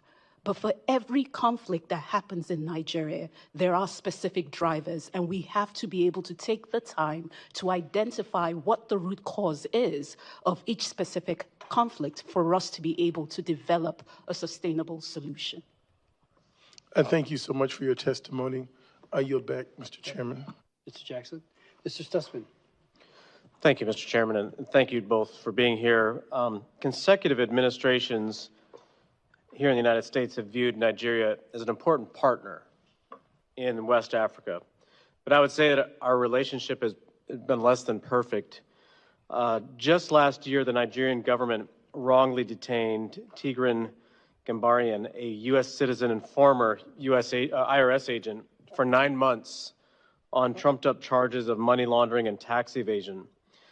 Combining this with the Nigerian government's woefully inadequate response to this violence, I'm concerned that they may not have our best interest at heart. And I'd like both of you to answer this. And Ms. Shea, maybe you can go first, but would you elaborate on the relationship between Nigeria and the United States? And do you think continued inaction on religious freedom issues will harm our relationship going forward? Does Nigeria want to have a civilized relationship with countries in the West and in Europe and other parts of the world? Oh, thank you for your question. I think that Nigeria wants and needs the United States. And I think that many Nigerians have come to this country and continue to come to this country for education, for investment reasons, or to live. And they are among our most successful, if not the most successful immigrant group. So I think that they have a lot to gain, and they know that from a relationship with the United States. I think I'm encouraged that the Nigerian government has an extremely high-level delegation over here talking to the Trump administration about how to improve relations. So that the Nigerian people, for sure, is what it sounds like you're saying, want a relationship with the United States. What about the Nigerian government? I mean, to the extent that they're giving us lip service on Christians being killed, I mean, do they have the ability to put a stop to the killings? I think they have an ability to take action, which they have not done in the Middle Belt, where the Christians are the primary target. They're the special target of these militias. And the government has not lifted a finger to help them until now. And maybe not even now. But I think that the government was not given any message before. I mean, we really this is the first year that the first couple weeks that the government of the United States has said that there's a problem, that we are not happy. You know, our law, the International Religious Freedom Act, requires us to point them out and put them on the list of the world's worst persecutors of religious freedom, violators of religious freedom. So they have not gotten that message before. Before they were told that there were root causes, that these are two socioeconomic groups, there was no mention of religion. We were told, and the Chairman Smith was told by Secretary Blinken and others that this had nothing to do with religion. So now we have a new analysis, and I think that we've had a very hopeful response to that. Ma'am, I mean, are we frenemies? Are we, what are we? We're friends.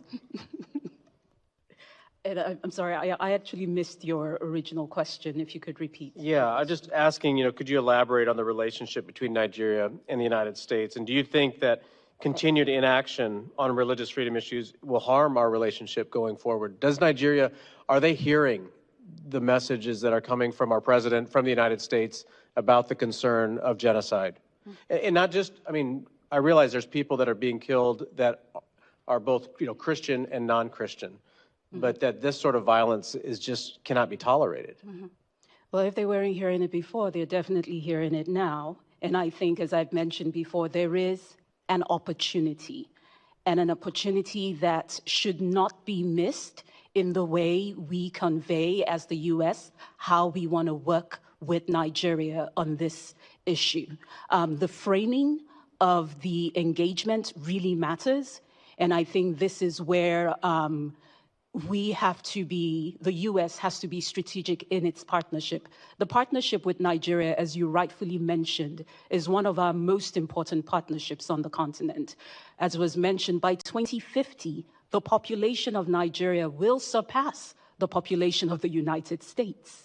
So this is definitely a relationship that we have to keep and build, but approach our dialogues from a place of honesty. And I think what we have going now in this relationship is that the Nigerian people, there is a wide acknowledgement by the Nigerian people that something needs to be done, and done quickly, about the levels of insecurity in the country. Do you think the Nigerian government is capable of putting a stop to the violence?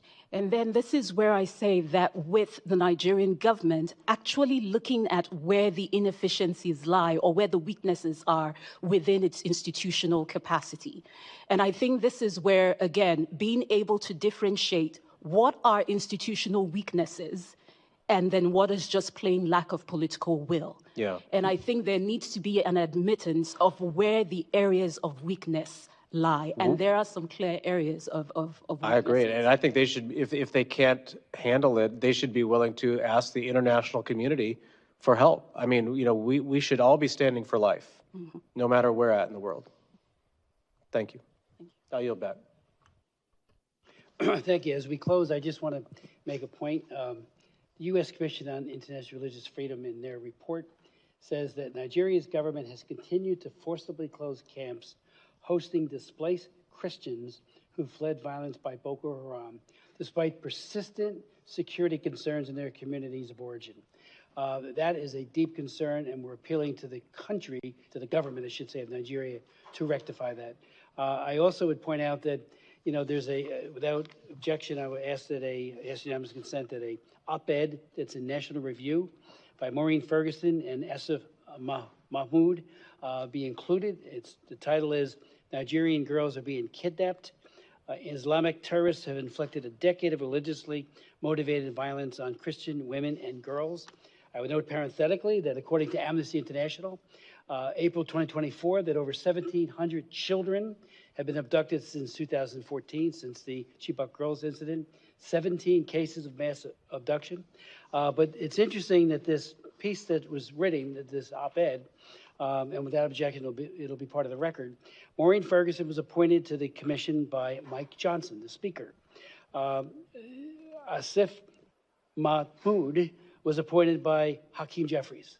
So there you have both sides of the aisle, both sides of the political, ideological spectrum, writing an op-ed about these girls and about this terrible sexual violence. So without objection, it is part of the record. And anything else that you'd like to say before we close? Thank you so much for your leadership, your comments today. I want to thank my colleagues, both sides of the aisle, for their very, very incisive questions. And we have much to do. The hearing is adjourned.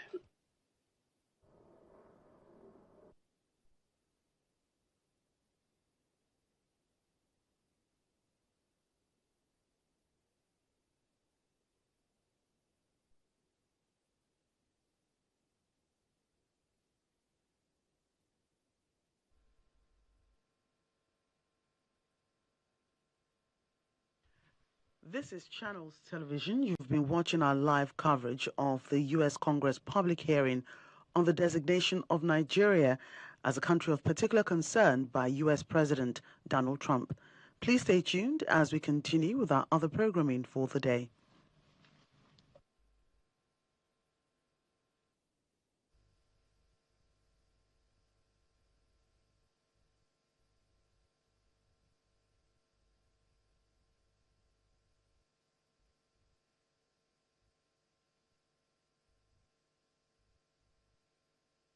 Our website, channelstv.com, has more information on our top stories and others. Subscribe and watch Channels Television's live stream on YouTube and other social media.